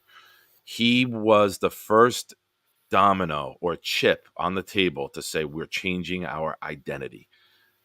I like it. I love smash mouth football. I love mano a mano, me against you. I'm going to beat you. I'm going to knock you on your ass, and we're going to just keep marching down the field. I love that. I love that. Oh, what the hell is that doing there, Jeremy? Nick has a great logo on the top right of his screen. It's Jeremy up there.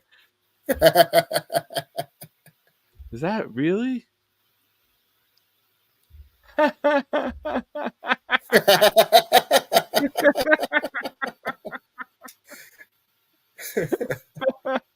Well done, Jeremy. If you did that just now, that was really good. I didn't even notice that.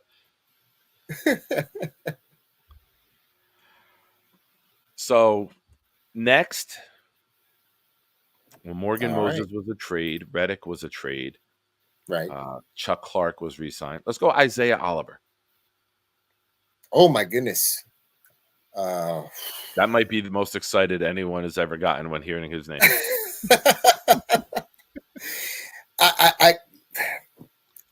System. I'm sorry, Allison. I'm sorry. I curse sometimes. You've given me enough super chats where if you say stop cursing, we will not curse the rest of the show. I'm sorry. From what I know of Isaiah Oliver, he fits in a system. So system is my word. They know him from other teams. The thing about him is that he plays nickel, but he also can play on the outside. And so he is someone that is going to back up Michael Carter in the nickel. But for a spot start, if DJ or Sauce gets injured, God forbid, he can come in and cover any one of those CB1, CB2 spots across the field, and he does good in the type of of defenses. I want to say he played for Ulbrich in Atlanta, and he also played for the 49ers. Surprisingly, after Salah left, Mm-hmm. but under the same system. Yeah, because they just Because promoted Ryans once Salah left, so it was the same yes, scheme. so D'Amico was running the same system, and he was playing for D'Amico Ryans, and so he's familiar. He knows the defense and knows the coaches, and I think he's a good system fit for us. I like it. That's a surprising one, though. I wasn't ready for that one. All right, well, that's the whole purpose of this. Mike Did Williams. anyone in the chat get anything for him? I'm curious. Depth, flexibility, backup. Boomtown said, "Who cares?" And he followed his own rule. He hyphenated it. He left the question mark out, though. I would just say I think depth is a good one. Gunner, because I could see him playing special teams. Okay. Yeah, that's good. I could see that as well. Now, you already mentioned Mike Williams, you said, Mike right? Williams. Yep. Target. And I say that word target under multiple meanings because I think he is the red zone target at wide receiver that we haven't had in a while. I think Lazard was supposed to be that. I didn't see much evidence of that last year. A target on the field, the big body with good hands that Aaron Rodgers can rely on. And so I think he is going to also be a target down the field because he still has, for the age that he still has underrated speed. So he can run a 9 route and be a target down the field as well. Yep. So when I say target, I mean for multiple uses in the offense as a wide receiver too, but can also be the X receiver, being the catalyst for sustaining a drive down the field in many different ways. So that's what I see for him. I like it. Complimentary is mine. I thought he was a great complimentary receiver to Keenan Allen. And I think he is a perfect complimentary receiver to Garrett. I think what they each bring to the table causes problems for the defense, and I think it will be tough to figure out how to stop both of them and then adding in the other cast of characters around them. But Boomtown with a good one. Needed. Yeah. Yes, most definitely. Yeah. I'd like to see Aaron do what he did to the Packers. To his own. Yeah, I like that too. I don't know if that's why he got from where he was being injured, and that's going to be yeah. One word. One word. One word. Follow the rules of game. And I'm only yelling at you because you're being negative. Anthony, what's up, bro? Boom, boom, boom. Who we got? The biggest one of the season, maybe. Jeremy asked a question, and then Infrared was replying to it.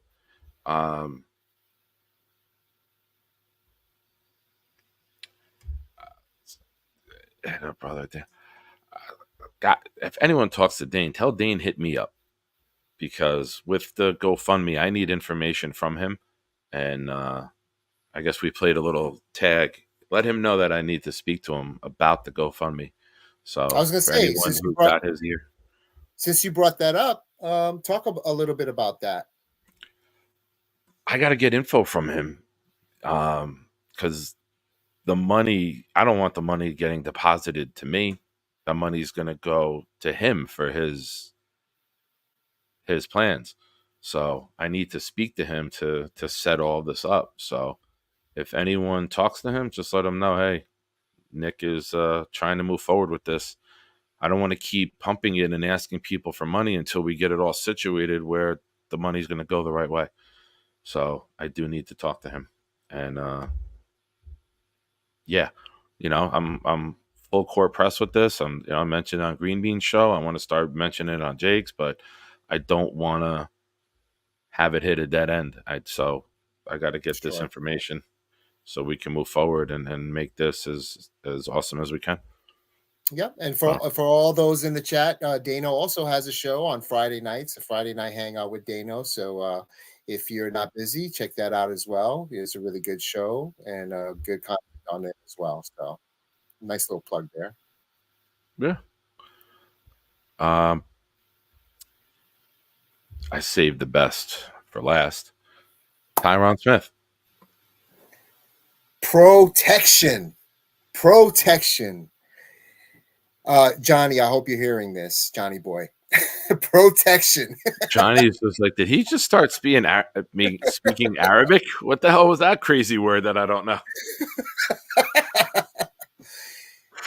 Tyron Smith, you know, the history and the experience speak for itself. And I was gonna say stud, assist my suicide. I was gonna say stud. Yeah, Boomtown said it Um, too. but I prefer protection because I really the envisionment of what I see moving forward is like a secret service, a bouncer or a secret service officer protecting Aaron Rodgers, protecting the king, protecting the president. He's the queen in a chess match. He's the one that is just going to be all over the place. He has, he's generally a Hall of Famer on the field, just like Aaron Rodgers is. He has some injury history, which we all know about, but for the most part, we're not talking injuries. We're, poo pooing that. That's going to be in the wind, not going to affect us this year. Nick has already prayed about it, his mouth to God's ear. We're going to move forward with he is the best protection that we have seen since DeBrickashaw Ferguson at left tackle, and possibly, is blasphemous, but possibly better than D-Brick. So blasphemous. I said blasphemous. He is going to make it through this season. We're going to give him the veterans rest throughout the week at practice, and he's going to make it throughout he's going to make it through the season and the playoffs.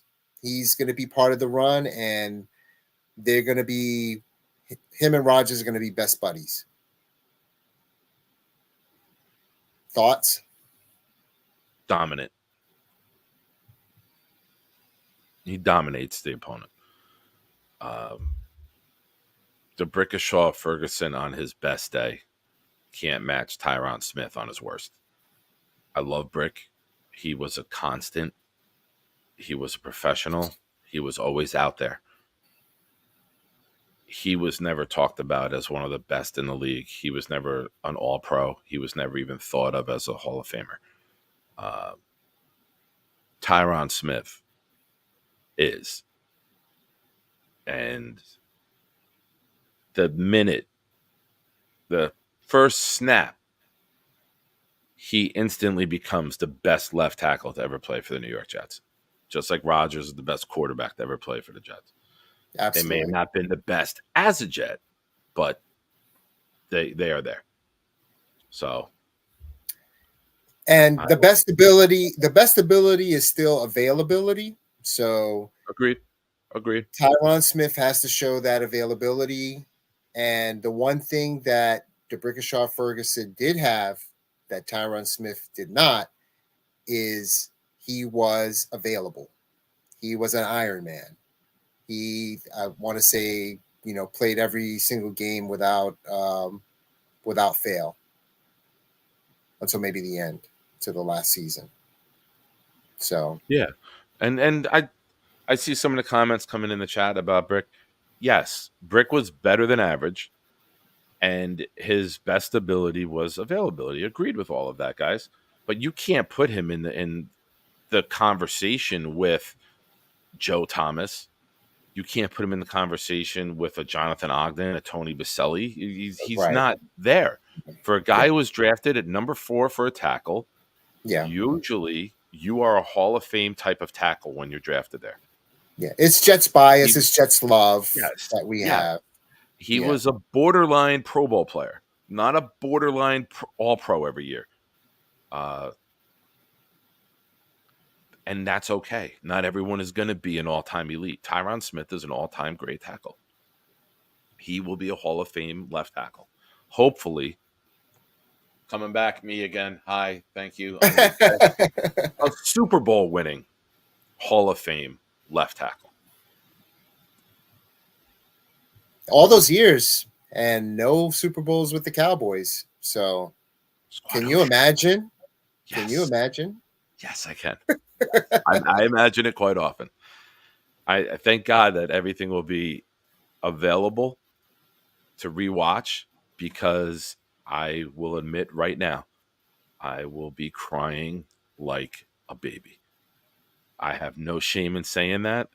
Uh, I will be crying uncontrollable tears the Listen, day that they win it. I have no doubt in my mind.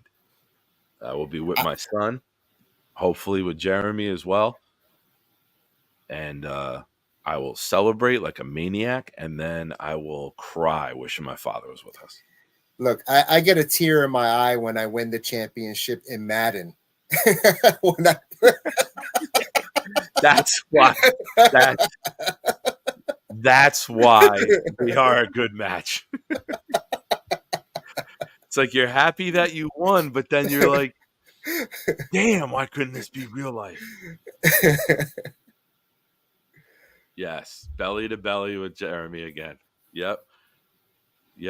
Hey, I have to use the facility briefly, so go ahead. It's all you. All right. So, which one of these particular free agents in the chat do you think are going to make the biggest impact in this upcoming season? For me, the obvious one is going to be Tyron Smith because of all the reasons that Nick said, being a 10-year All Pro, uh, just, a couple of steps from being a Hall of Famer in his own right. But, there's some other players that on the surface, because of their position, might also be just as influential going into the season. And I'm going to say Mike Williams has the opportunity to be very, very influential, considering the last year not having the production in that position. The I mean, everything moving forward that all goes into play with Aaron Rodgers coming back, you're going to see, Garrett Wilson flourish because he's not going to be double teamed all the time. And I think the same happens for Mike Williams and for other positions like tight end for Tyler Conklin. So if I had to say outside of Tyron Smith, who was going to be the most influential person moving forward for the 2024 season, I would put money on Mike Williams being that influential person For free agents, or of our free agents. Yes, okay? yes. Are Tyron we? Smith is obvious, but outside of Tyron Smith, Mike Williams because of the importance that position has that affects all the other positions on the field in the offense. Freeing up Garrett Wilson, freeing up Tyler Conklin. Are we including trades? Are we including I, Moses I, and I, Reddick because they were trades? No, I said free agents, Okay. but if you want to include trades, give it a shot. Give me a name. Yeah. Who do you think That's is going why to I be? saw a couple people mention Moses earlier when we were asking. Moses was a trade. Reddick was a Yes, trade. That's why I didn't ask them in the list of free agents. Uh, I know they were acquired during the free agency period, but they're technically not free agents. yes. Uh, I saw, I think it was Anthony. They wanted you. Yeah, Anthony said, Uncle Tio, I need you to fight a little bit harder for Brick. I'm gonna give you Brick's career right now. 3 Pro Bowls. That's it. No All Pro 1, no All Pro 2, 3 Pro Bowls. Yeah, Like, I mean, I mean, I he's a nice understand. player. He's a very I nice player. understand. He was a I very understand the good Jet. chats. I have to I be get it. realistic. The realistic thing here is that we are emotional Jet fans. We bleed green, Hmm. and our players. We're going to fight. We're going to fight for them. We're going to fight for our players. We're going to say like they're the best. I You get that. know, they were cheat. He was probably cheated out of quite a few Pro Bowls. At the same time, but think about who he was going up against in that same position. I mean, like so many of those years, he was going up against Joe Thomas, right, for the Browns.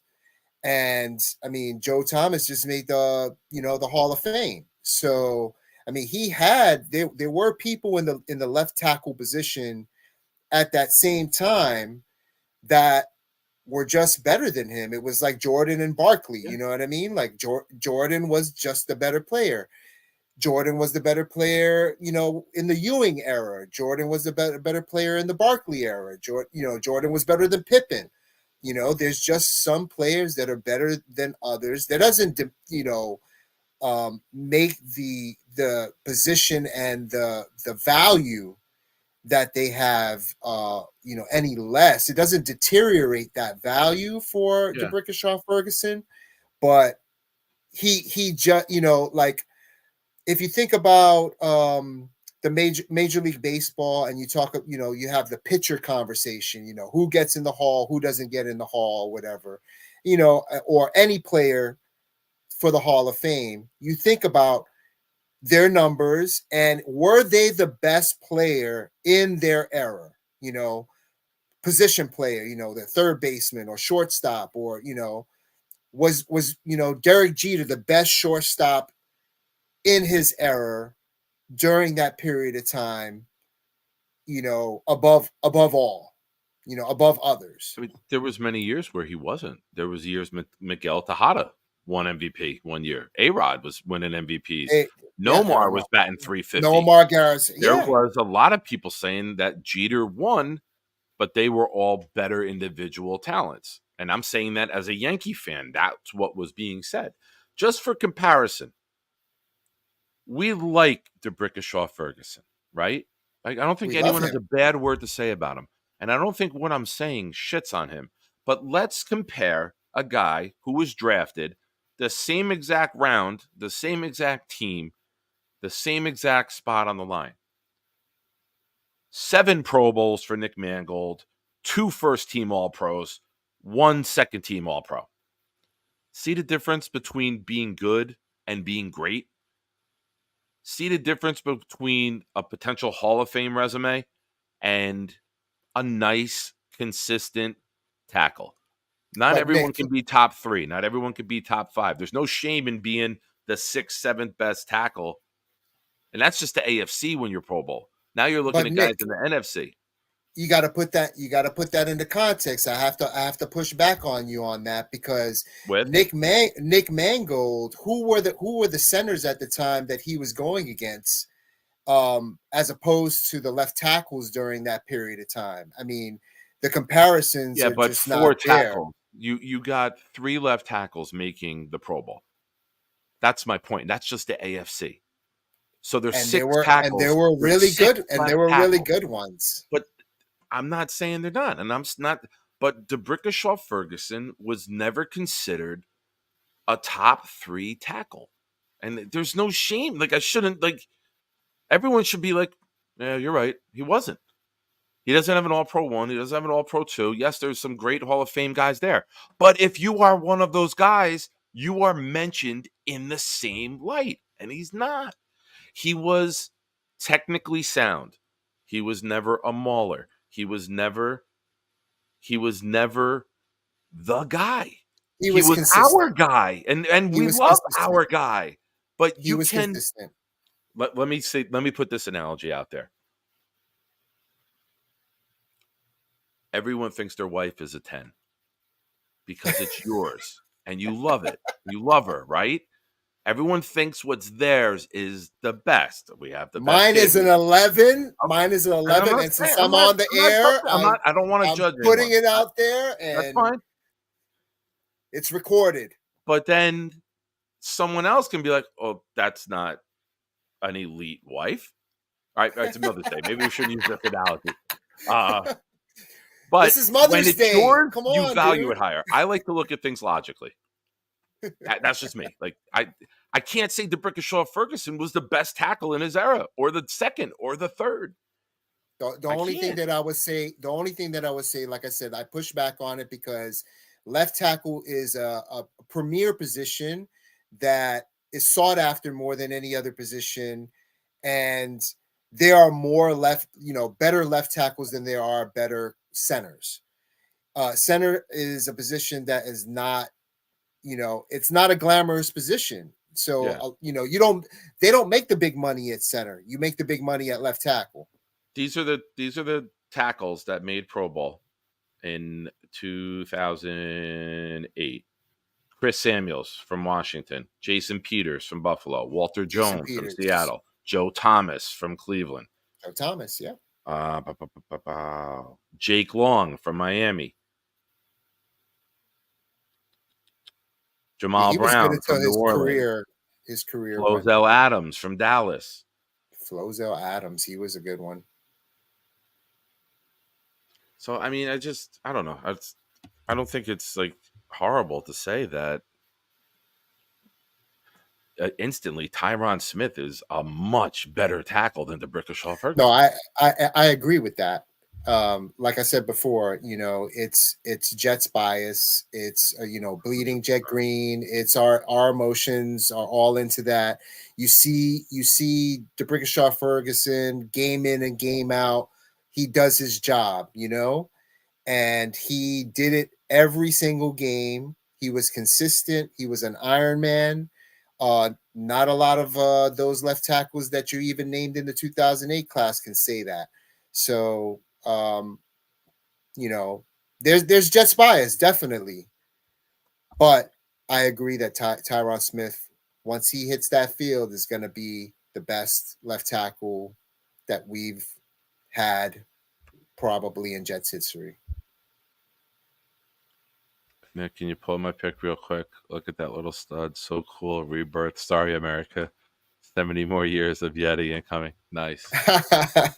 Congratulations. Good work. All right. Now, DeBrickashaw made 3 Pro Bowls 2009, 2010, 2011. Coincidence when we were winning? No. But now let's look at Tyron Smith. Oh, he has 10, I think. 3 second team All Pros, 2 first team All Pros, 1, 2, 3, 4, 5, 6, 7, 8 Pro Bowls. And I mean, if he was All Pro Team 2 this year, he probably got offered for the Pro Bowl, just turned it down this year. So, I mean, the guy just made it All Pro last year. Like, we're not getting a schlub. Like, we're not getting a guy who's at the end of his career. We're not getting a Ronnie Lott at safety. We're getting a guy who just 4 months ago was at the top of his game. Yeah, did you see him walking into One Jets Drive? He just looks like a different person than any other lineman that I've seen. Yeah. He's not as big, right? No, he's not like fluffy. He is muscular. He looks like John Jones. He could fight John Jones for the UFC heavyweight title. Like, you look at Deion Dawkins, he's a big fatty. Yeah. Smith just looks like Deion Dawkins looks like Rick Ross on from Wish.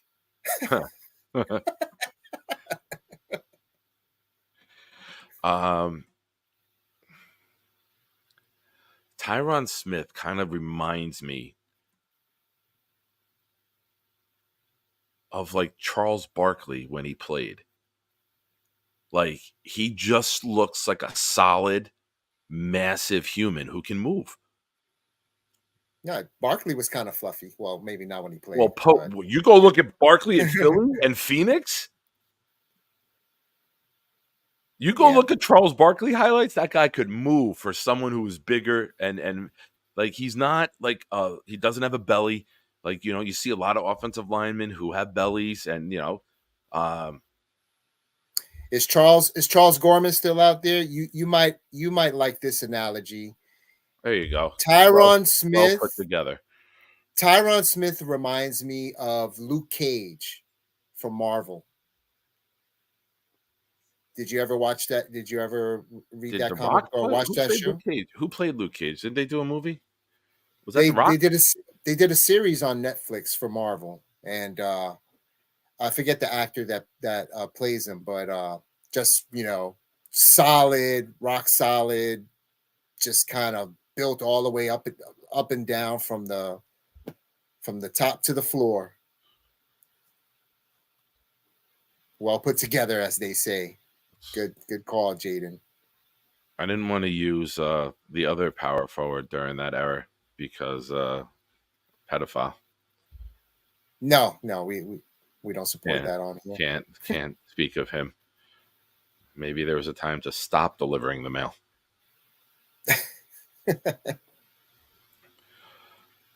Boom, boom. Sorry, I'm catching up in the As I chat. saying, we finished that segment. Are we ready for some calls? Some hot takes? Yeah, we could do hot takes. Now, remember, chat, Sunday night are Jets takes. We have other shows during the week that I do that are hangouts, that are prolonged calls where we just bullshit and have fun. Tonight, we want to be fast and furious with Jets takes. I got to be up early tomorrow. I got to be up real early tomorrow. You For and me me, both. for real early. Where are we? Let's get YouTube. So I will have a buzzer. We're gonna do 2 minutes max. Come in with a hot take. Be ready to go. Give us a jet take, and we will get retort. everybody. We will get you in and out quick. Jets takes coming in now.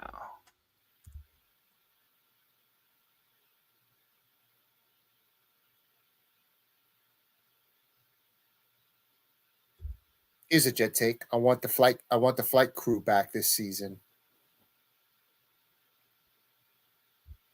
Oh, You know what I'm talking about?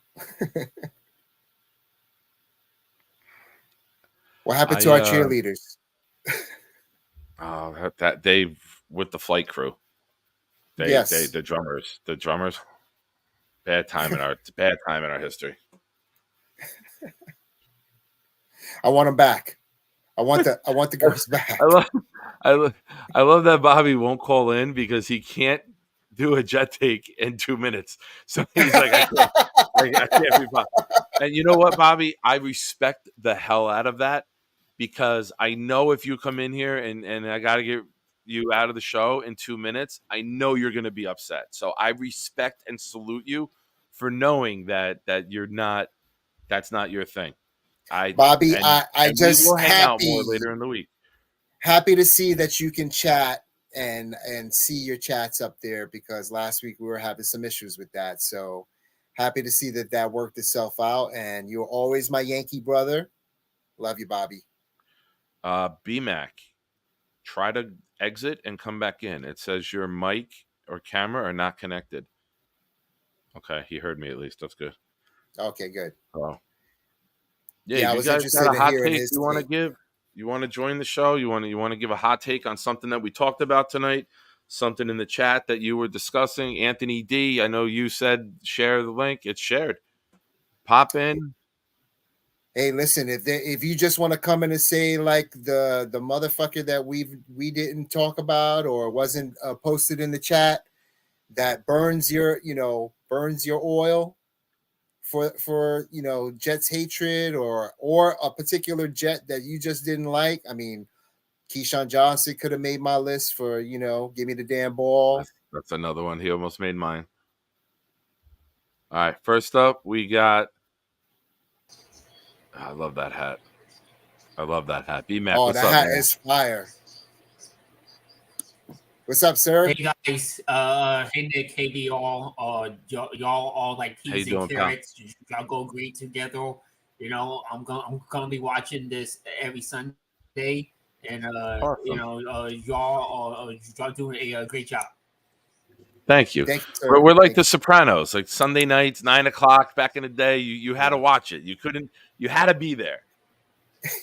What's your Jet take, bro? You got a Jet take? You got a Rodgers take? What are you thinking tonight? First, I don't have a Jet take, but I do want to respond to Mr. Dion here about what he said earlier. Okay. So one thing I say real quick about the whole Favre and Rodgers going to the Jets. Favre was being a dick and a hole, and sending pictures of his junk, to yes, I remember that. Yep. Rodgers came in with class act. When he came in, he said that Super Bowl trophy's looking lonely. He's committed. He's locked in. He's not in it for just a 1 year rental. I think he's in it for the long haul. Favre just used the Jet to get to the Vikings to stick it to us because he's bitter that a young kid from Cal beat him out for his job. So that's my hot take on that. And love you guys. Yeah, definitely agree with that. Man. Yeah. Thank you for watching. Love you, P-Mac. Appreciate the support. You're awesome, bro. Love that hat too. That hat is fire. And remember, verbal agreement. Thanks. If it's Jets versus Packers in the Super Bowl, you're going to root for us because you've already seen one in your lifetime and you want all of your friends to get one as well, right? I will go for my pack no matter what, man. I will always go for my pack. But I do hope it's a great game. I tried, B-Mac. I tried. You know okay? You can't knock me for trying. Yeah. I got a few more months. Maybe I could sway you a little bit. But I'm still going with the Packers. So. All right. I got you. All right. Yeah, that's fair. Fair enough. All right. All right, man. Peace. Be good, buddy. Thanks for calling in. Thanks, B-Mac. Next up, curious to see what he can fit in 2 minutes. He said he couldn't do it. Let's try. Well, I'm just telling you, my fingers are killing me right now. Bobby. Okay. Hey, I want to tell you, Nick, you look like Marilyn Olsen, and BR, you look like Reggie Jackson. Oh, and Reggie Jackson. I like that. My hot take is Richard Kotek's Maxipad. Couldn't stand him as a coach. He was an awful coach. Kotek. I missed the name. Who? Richard Kotite Maxi. Oh yeah. Oh, Richard Kotite. Oh my God. 3 and 13 and 1 and 15. The maxi pad in it.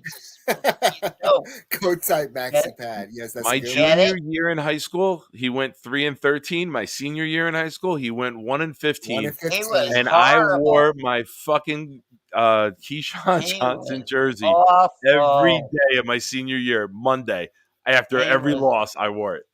He was awful. He was supposed to be this offensive genius from the Philadelphia Eagles, and I think he was smoking New York Kush. He might have been. Hey Nick, how old is your son? My daughter's almost 18. How old is your son? He's 15. Are you trying to set them up? Wow. You trying to play matchmaker? Yeah, matchmaker. No, my daughter has a nice boyfriend now. Oh, good for her. She had a good bad boy. I liked the first boyfriend, but my parents never liked him. But I did because he's a sports guy. But then I remember he was kind of cocky, and when he left her, called her so many bad names. I'm not going to say it online. Yes. Who's behind me? Anybody online behind me? That's what she said. Yeah, I got 2 behind you waiting to go, and all right. I got a few minutes left in the show because I wanted to be I off. know you talk too much. That's why. Bobby, I got a question for you. What? Who do you think is our most important free agent pickup this season for the Jets? I told you, Mike Williams. Mike Williams. Okay, perfect. Yeah, he's Because going to do Aaron great. Rodgers has to throw it to somebody. You know that? Yep. If he stays healthy. Absolutely. Bobby, I All want to right. apologize to you. Is that Mr. Bonesy next?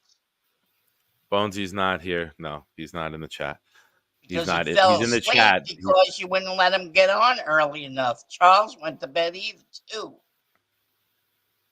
All right. Well, I mean, I what am I like to supposed to talk. do? I hate to talk. I understand, but we I'll be laid quiet. out. Hold Let on. me see Hold the on. next person. Hold I on. promise. Hold on. Hold on. Pump the brakes. Okay. Sunday's night show has a specific format with VR and I going back and forth. I know, Wednesday's but night show with Jeremy has a format with me going back and forth with him. Thursday night, I open up after the first hour to however long we're going to stay on with everyone calling in. I don't do what Jake does. I don't go 2.5, 3 hours every day between the multiple shows and then open it up for everyone to call in.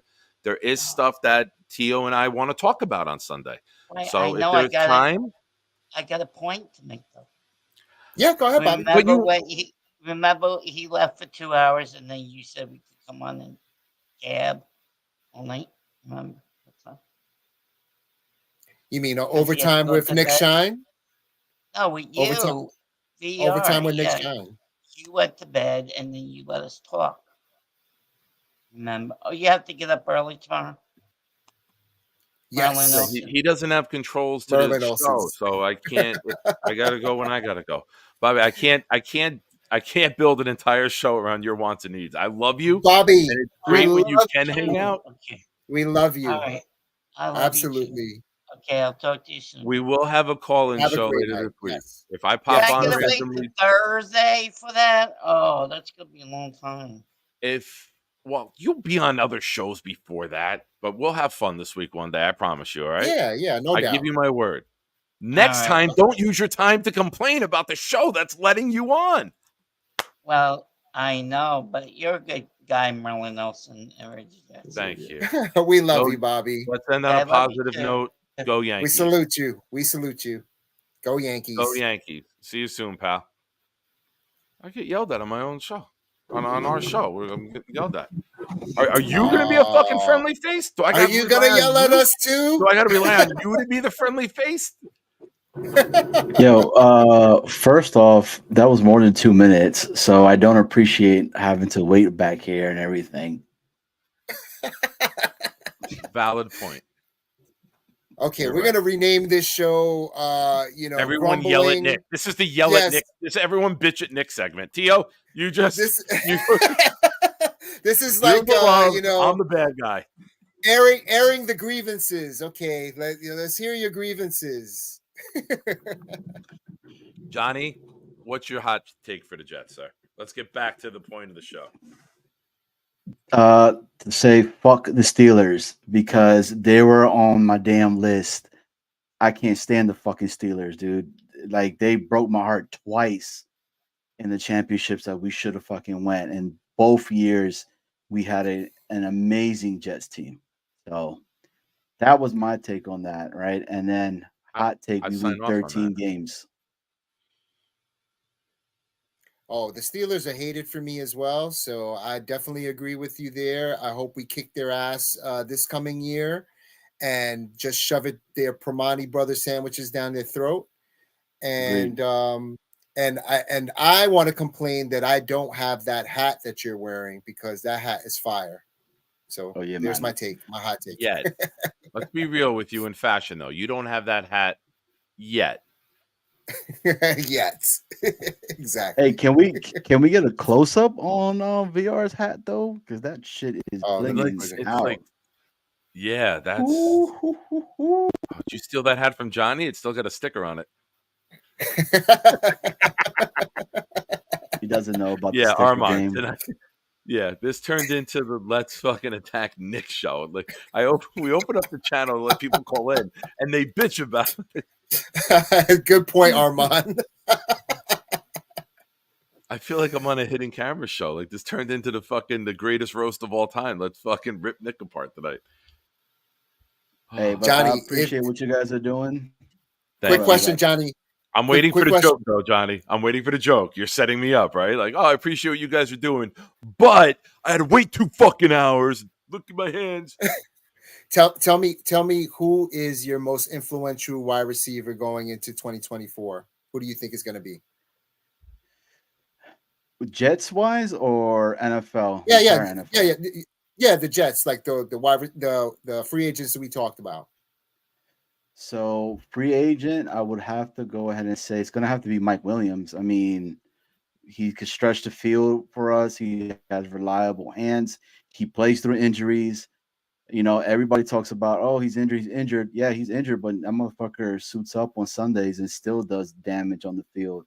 So it has to be Mike Williams. But rookie of the year, and this is my hot take, rookie of the year is going to be Malachi Corley. Remember it on May 12th at Mother's Day. 11:25 that I said that on Mother's Day. So Mother's Day prediction. I like it. Mother's Day Malachi. Ooh. Mother's Day Malachi. I like it. The rookie of the year brings all the moms to the yard. Damn right. He's better than you. Nice. All right, Johnny. Hey, thank you again. I got some good feedback on the show with you being a guest the other night and the debate that we did in the YouTube comments after.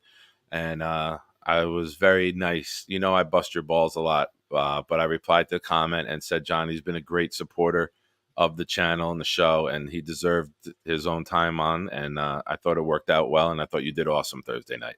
So great job, buddy. Appreciate it. Hey, I bust your balls, Knicks. But I will show love.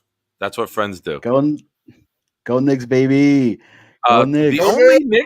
The only Knicks that did well tonight were me and my son in the chat. I don't know what you're talking about. Bing bong all day still, bro. All right, thanks, Johnny. I got one more to get a blemish.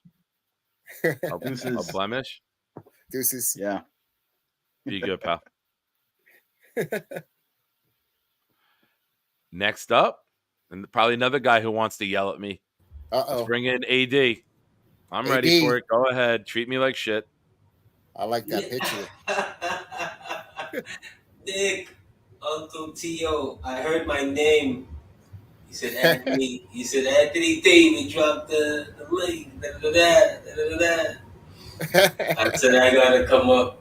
I'm a fan of the show. I've been watching, for the last couple of months. I want to tell you, salute to you guys. This venture, the Sunday venture, it was a really nice. Thank you. Nice conclusion to the Sunday. But that being said, Nick, enough with the pleasantries. The sheer disrespect that you have shown the Brickashaw Ferguson, and I want to say this: I'm not the biggest Brick fan. When they drafted Brick, I must say I was one of those. I thought Reggie Bush was the best running back I'd ever seen in college. Right, and I'd seen them all for 30. I thought he was the best. I thought he was even better than Herschel. Right, agreed. And I'm too young to remember Herschel in college. Yeah, phenomenal. How old are you? Phenomenal. I'm old. I'm 45. So I'm older than that. Oh, you might. I'm 52, so you might be close. I'm right there. Yes, we're right around the same camp. So you guys are just a few years ahead of me, like that next generation. Yeah, and I thought that was the way to go, but when I started to understand the tandem between Tannenbaum and the coach skipping me right now, his name's skipping me right now. And they were no. It was Tannenbaum and Mangini. They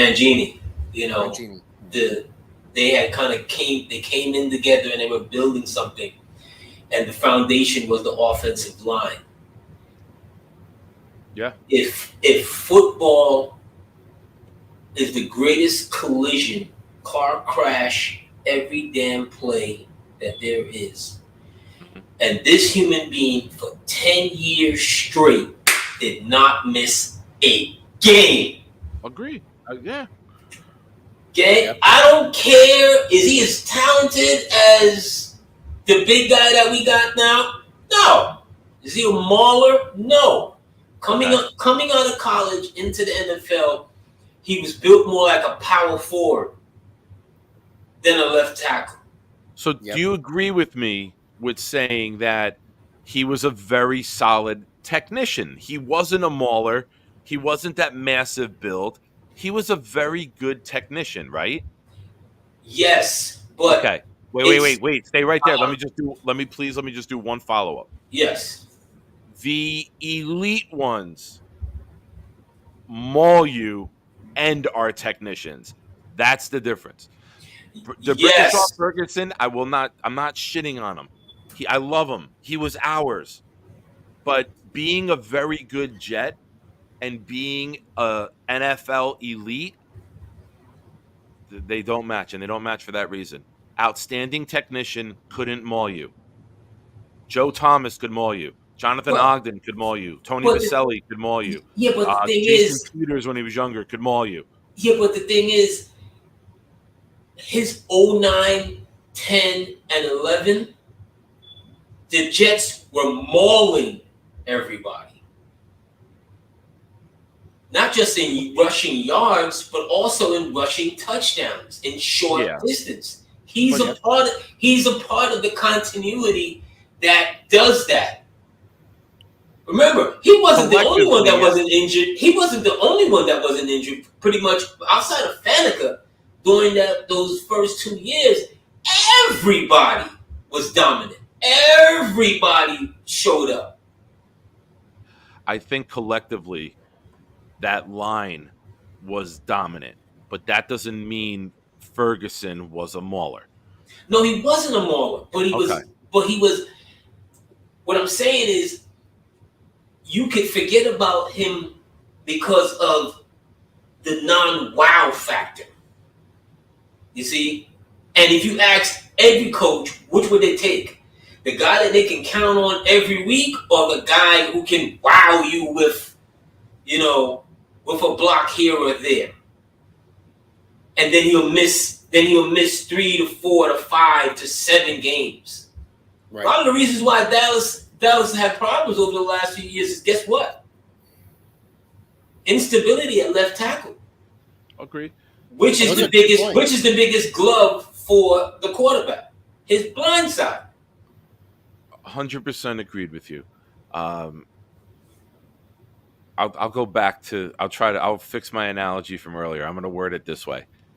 The Brickashaw Ferguson is a 6 who loves you and will have dinner on the table every night for you, no matter what. Tyron Smith is a 10, and with his injuries, is like a 10 who cheats on you. They will hurt your heart. They will not be there all the time. But the Brickashaw was a 6, and you knew exactly what you got. You got someone who loved you endlessly, would be there every night, would get your boots out for work in the morning, put dinner on the table. But you knew it was a 6. I don't think there's anything wrong with having a 6. Tyron is Sharon Stone in Casino. You know what I mean? Like, Tio, tell him, Tio. Yes. The 6 makes this hell of a big macaroni and cheese, and we may be up until sunset. I want some. My 6 is arroz con pollo. I want some arroz con pollo. I want the pernil. I want that every night. I want, you know what I mean? Like, give me that every night. Hold on. I think I hit SAP on my remote. AD, thank you for calling in. I got one more caller to get to, and we're going to call it a night. Thank you so much. You guys are great. We'll talk soon, buddy. All right, see you in the chat. Awesome.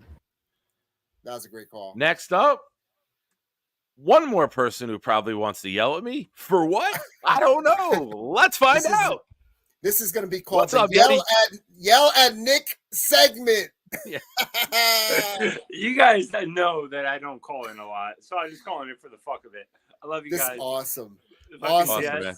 Let's go, man. Let's go. Let's There's go. no negativity, buddies. We got this, Love it. man. Love real it. quick, real easy. We got this, man. This is our year. Let's go.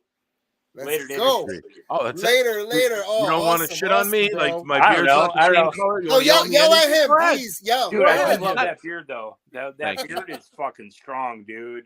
It Thank came you. in. You grew that in a week. It was a week. No, Yeah. I took it down. He has that beard to I a just science. saw a picture of To a me from science, bro. December. December it was down. Yeah, it's white out here. It's real white out here. That's all right. But Yeah. We're all white out you here. know what? looking I good. got He's it done looking in good and he March, knows and the it. guy he did my neck, and like I feel like it's not Ooh. full underneath because he took the neck down too low. So I'm waiting No. for that to grow, and then it'll really look full once the neck grows in. That's a real grown man conversation. If other people shave your neck, that's weird, right? Like with Yeah. a real blade, and another dude is there with a blade on your neck. Like you're That's like, trust. That's you're like, That's whoa. trust. Yeah. I mean, I've married, dated, and loved women that I would not trust more than I trust my Guatemalan with a blade by my neck. My There's two Guatemalan people- angel, he can go anywhere and anything he wants to do up here with the blade. I fall asleep. Complete trust with Angel. You're gonna say I don't trust too everybody, many people. I don't trust too many people under my neck, bro. I have to do that myself. I'd be like, okay, you can do Yeah. everything else, but under there, no, thank you. Thus good. the shitty shaves all the time. But yeah, Yeah, I don't very- trust anybody under there either. When it's Yeah. short, I'll do it because you can see it, but I can't see under there to do. So I trust Angel. He's got full carte blanche to go wherever he wants up He's here. an angel. He's a wizard. He's a wizard, man. I've been seeing the kid. He's been about Nick is 15, 13, 14 years now. Hey Yeti, I got a question for you. So What up? all the free agents that we talked about, who do you think is going to make the biggest impact for the season in 2024? The Miami kid, the DT out of Miami. I'm Oh. even wondering if he. We're talking undrafted free agents, or what are you saying? No, I say free agents just all together, like that we talked about earlier. You know, like Tyron Smith, Mike Williams, any other free agents. Who do you think is going to make the biggest impact? I really hope. I'm glad you brought that up. That's a great question, man. I really hope Mike Williams shines. You know, he's a little hurt. He's a little banged up. So we're not really I like the sure fun the with the name. YR2 we're getting. But Yeah. man, I really hope that he's going to be great. Like, Awesome. I mean, all the potential is there, you know. And Yeah. you know, on that note, I'm gonna be Yeti. I'm gonna be a dick right here, guys. Laz is gonna get 400. Really? Laz can get 400. Like Laz is an awesome YR4. Like Mhm. everybody just keeps knocking him down. He was not a YR2. He played YR2 last year. He's not a Right. YR2. You know, like not at all.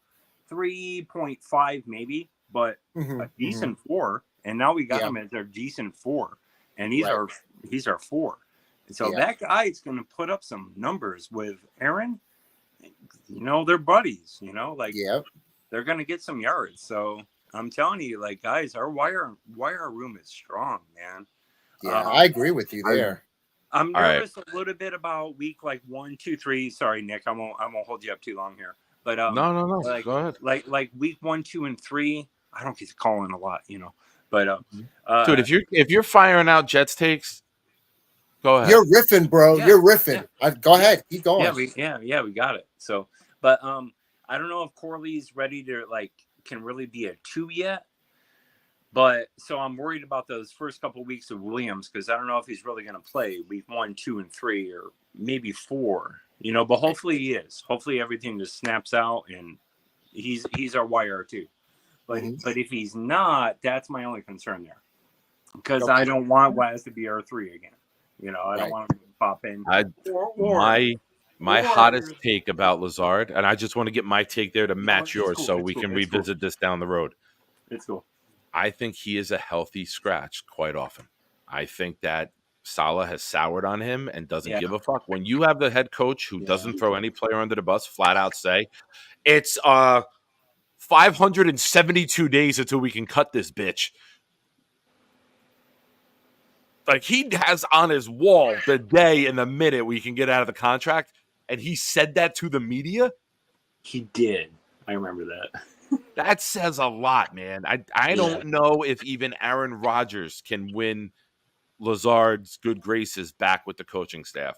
And well, it's Rodgers and Hackett. It's Rodgers and Hackett. I mean, they both played, had him playing with them. So right, it's 2 against 1. And we know he's not going to get re-signed, so we just got to write out the contract. Right. Here's my receiver hot take. Brownlee has more receiving yards this year than Lazard. Brownlee takes Lazard's role.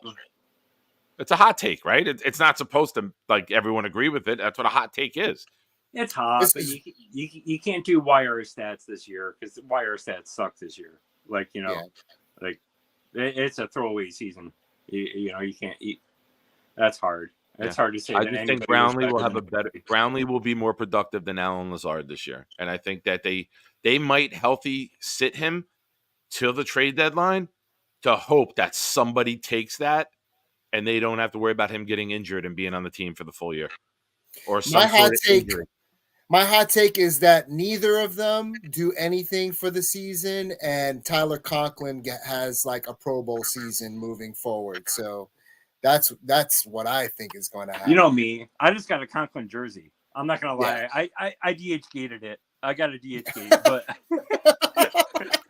I was like, if they get Bowers, I can't do it. But since it happened out, I've been all over YouTube everywhere. It's not telling everybody I'm getting a fucking Conklin jersey when they don't sign Bowers. And I did. Oh, that's awesome. Yeah, that's awesome. Yeah, it's incoming. That's awesome. It does kind of suck because we're only going to have him for like 1 or 2 more years. Conklin, he's not going to be here forever. But I got the fucking jersey. I'm the one guy that got it. He's going to ball out. And I can't wait to see you wear it. Come on this show. Get that jersey. Yes. He's a 750 tight end and 6 to 7 touchdowns. With Aaron Rodgers, he's such a good tight end, man. So he'll match his career total this year, you're saying? That's a hot take. He's got 7 touchdowns in 6 years in his career. You're saying he might match his career total this year? 750 That's a hot take. 7. 750 and 7. Right. I like it. Listen, Yeti, my man, thank you so much. Promise me when you get that jersey, you come on and show it off to us, okay? Oh, yeah. It's DH gated. It'll probably take 3 months before it gets here. So we'll see what happens. But and I want to see the print on the back. I ordered 2 up on the back. Yeah. I ordered Wi-Fi plugins for lights that you can just use Wi-Fi and bloop, turn the light on and off without getting up when I got injured on Wish. I never got them. Oh, dude.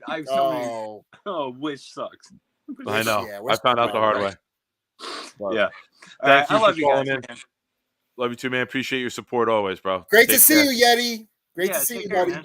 Yeah, I'll let you guys. Later. Something before we go, I want to bring up in the chat. Good follower and supporter of the channel, Roger. Is going to the hospital for neck surgery in the morning. Just wanted to say, hope all things go well for me. Just wanted to let you know I'm a little worried about it. Roger, I pray that everything goes smoothly. I pray that the doctor's hands are guided and the surgery goes successfully. Reach out to me. Let me know. I think you have my email. It's proudnyjf@gmail.com. Shoot me an email when you're able to, and just let me know that you're okay. And God's gonna put his healing hands on you, and you're gonna go through the surgery with speedy recovery, and it's already out in the universe, so that it's going to happen. And we're just we'll pray for you. And like we said, this show is about Jets content, sports content, having fun, laughing, having great guests come on, having great callers call in. But it's also about real life and situations, and we're happy to talk about them. And we're happy to, if something's happening in your life, you want to talk about that, we'll pray for you. We'll sit here with you. We'll talk to you about it. Call in, and we're here for you as well on that front. So I don't please know share with how us. C4, C5, C6, and C7 discs are leaking, having epidural injections. That's Well, Stony. I Okay, hope they relieve your pain, brother. yeah. And Roger, just to let you know, I work for a chiropractic college, so I know exactly what you're talking about. And I know the stuff that's happening there. So, I know that's a lot. And thanks for sharing that with us. And like I said, you're gonna get quick healing. The doctors are gonna work that out for you. And don't worry. We got you in prayer. So yeah, definitely. And all the chats showing you love it too, Roger. We got your back, bro. We're a family. We're a tight community. And we'll all be keeping an eye out. And as soon as I know, I'll hopefully Tuesday night, maybe Tuesday I'll go on. We got a house meeting here Tuesday at 8:30. And that usually ends around 10. So I'll usually eat something and then I'll pop on Tuesday night. So if everyone wants to hang out, that's a night, Bobby, where that's a hangout night. Tuesday night is a hangout night where the chat is open. There's no time limit. We'll talk about whatever. But Sunday night is more of a formatted show, like I mentioned earlier. So I'm sorry if everyone's upset. Not every show that you're going to be seeing are going to be full call-in shows. You see a show that I create and the title has hangout in it. That's a hangout. You come on, you hang out, we bullshit, we talk about whatever. We give Charles dating advice. Bobby yells at me. It's fun. Everyone has a blast, except me. But Roger, wishing you the best, bro. We'll pray for you. Wishing you the best, Roger. And shoot me an email, please. Let me know how you do. I just want to be on the record to say that I actually had a lot of fun with everyone yelling at you instead of me. So that was a blast. You're the new car. Like there's no eating. You got to open up the door handle with like a napkin on your hand. You don't want to get no fingerprints or smudges. You still go to the car wash every Saturday morning. I got the fresh smell. Yeah, I'm the old fucking clunker. There's not even the wheels don't even have the cap on the tire pressure. Like that's it. You still have a cigarette lighter in your vehicle. No USB ports, nothing. I'm CD player. Yep. Yep. See, this is what I want with a hot take. The Jets keep Alexis Borden and let go of Nick Borden. Oh, that's awesome. Yes, I'm an old jalopy. Yep, and I'm a Pinto, and he's the new Tesla. Everyone loves the new thing on the block. That's why I brought him in. That's why I asked him to team up with me, because I enjoyed his takes, I enjoyed his views, I enjoyed his company. If I got to be the punching bag for all of you to have fun, just remember you have the fun here on the Proud New York Jet Fan channel. And we are going to have some fun. I'm hopeful that everyone had some fun tonight, and this is what it's all about, man. Just shenanigans. That's why we named it what it is. It's shenanigans here, shenanigans in the chat, shenanigans in the call-ins. Yeah, all awesome. Johnny. All right, this is the last segment. What did we learn tonight? What did we learn? When I leaned in for the head shake. All right, chat. New segment that started last week unexpectedly. What did you learn today on the show? Was it something Jet related? Was it something in the chat? This is where we get all your comments on. I want to thank everyone again while you guys are typing all that stuff. Allison for the multiple super chats. Jet it out. The big fella, Scott Foster. Thank you, everyone, for your super chats. There are memberships to the channel available. If you join that, hit me up in the Discord. Hopefully you guys support the channel that way. If you're just watching now, it takes a second to like and it takes a second to subscribe. So if you can do that, go ahead and like and subscribe. That would be great, to enjoy more content from proud New York Jets fan with Nick and with myself. It's just real easy and underrated too. If you come back to the show, is something you missed, you need to rewind. Leave a comment in the below, and if you have any ideas for any future segments, feel free to comment that information to us now in the chat or later on if you come back to the video and comment in below the video. So we're looking for all kinds of ideas for segments, all kinds of ideas for content for our show and for future shows. So just wanted to put that out there. Here we go. Type your what did you learn? Yeti learned how to figure out StreamYard on his phone. That was important. Good call on Yeti. Awesome. Yes. Barney learned not to leave early or I missed the call in. Oh, I'm sorry, Mr. Barney. Manhattan. Sorry about that, Barney. Bobby learned I can't keep a subject less than 2 minutes. All right. Hey, man, self-awareness is very important. Self-assessment. I love that, Bobby. Boomtown learned Nick has an obsession with men's butts, fumble causing ones especially.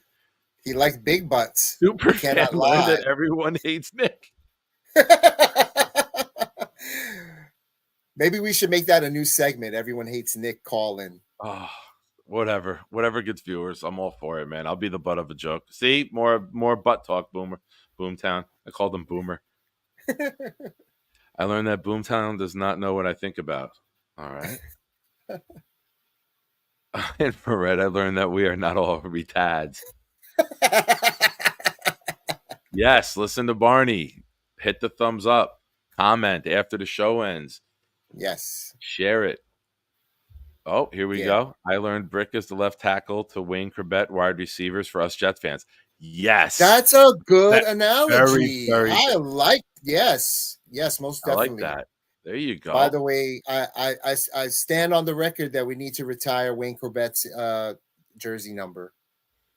I've been on record on X or Twitter, as the young folks call it, and I stand by that. Nice. Bonesy learned that Bobby needs a minimum of 2 minutes on a call-in. 2 minutes. That's what she said. Yes. Tonight, I learned that VR is much more handsome than Nick. Well, tonight I learned that Scott got some crazy-ass edibles. Nick had the hair going on. I don't know if I could top that. The beard and the hair. It's just perfect. It's perfect. Looking like a model I might sleep like this, sitting up, just because I don't want to fuck it up. You look like a young version of ZZ Top, the lead. Yeah, that dude. But a young version. Yeah, that guy. Nice. Thank you, Scott. Oh, Johnny. No way. You've been watching the show long enough to know that I hate him before today. But awesome. I had a friend who watches the show, doesn't comment at all, watches the show, and said to me that we have a great rapport. How long have you two been doing shows together? And I said, that was our first show last week.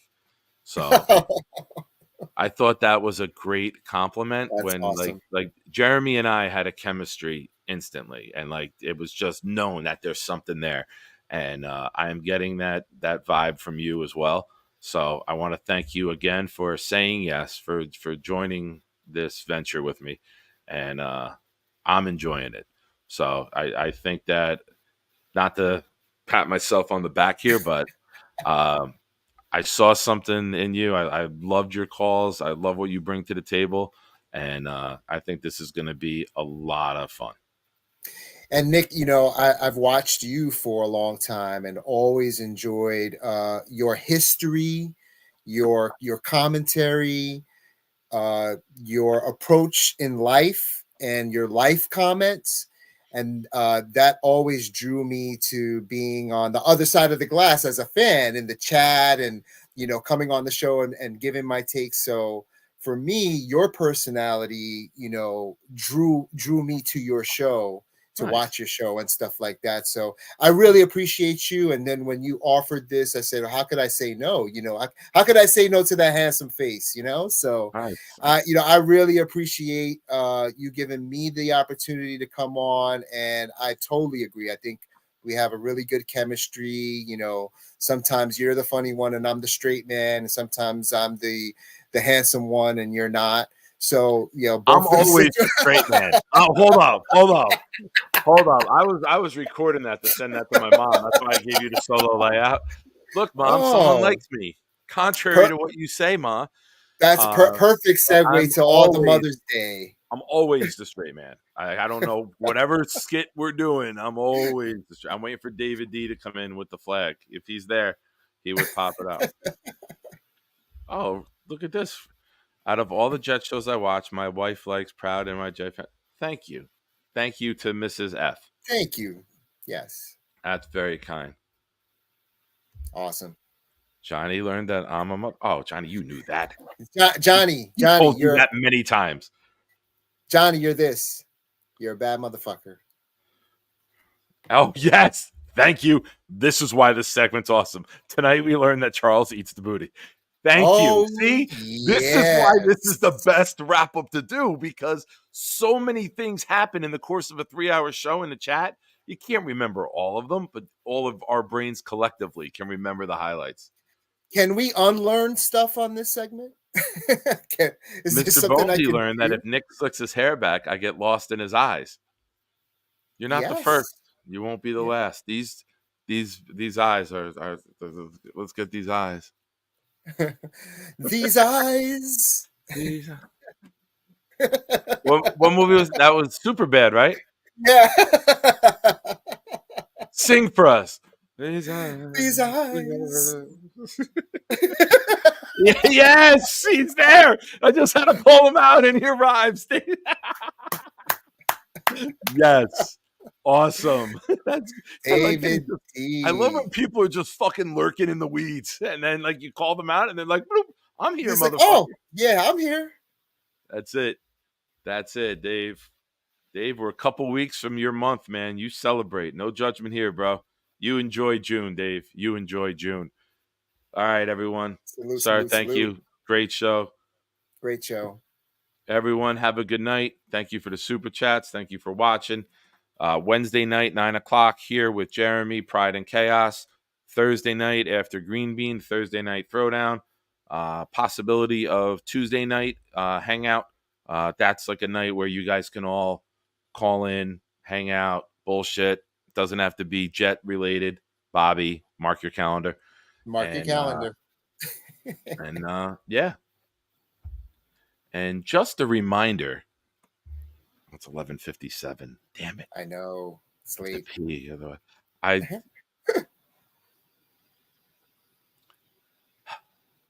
All right. Just pay attention till the end is all I'll say. Ladies and gentlemen, thank you for watching. Tio, have a good night, bro. Have a great week at work. You too. And remember, be loud, be proud, New York Jets fans. And the Knicks lost by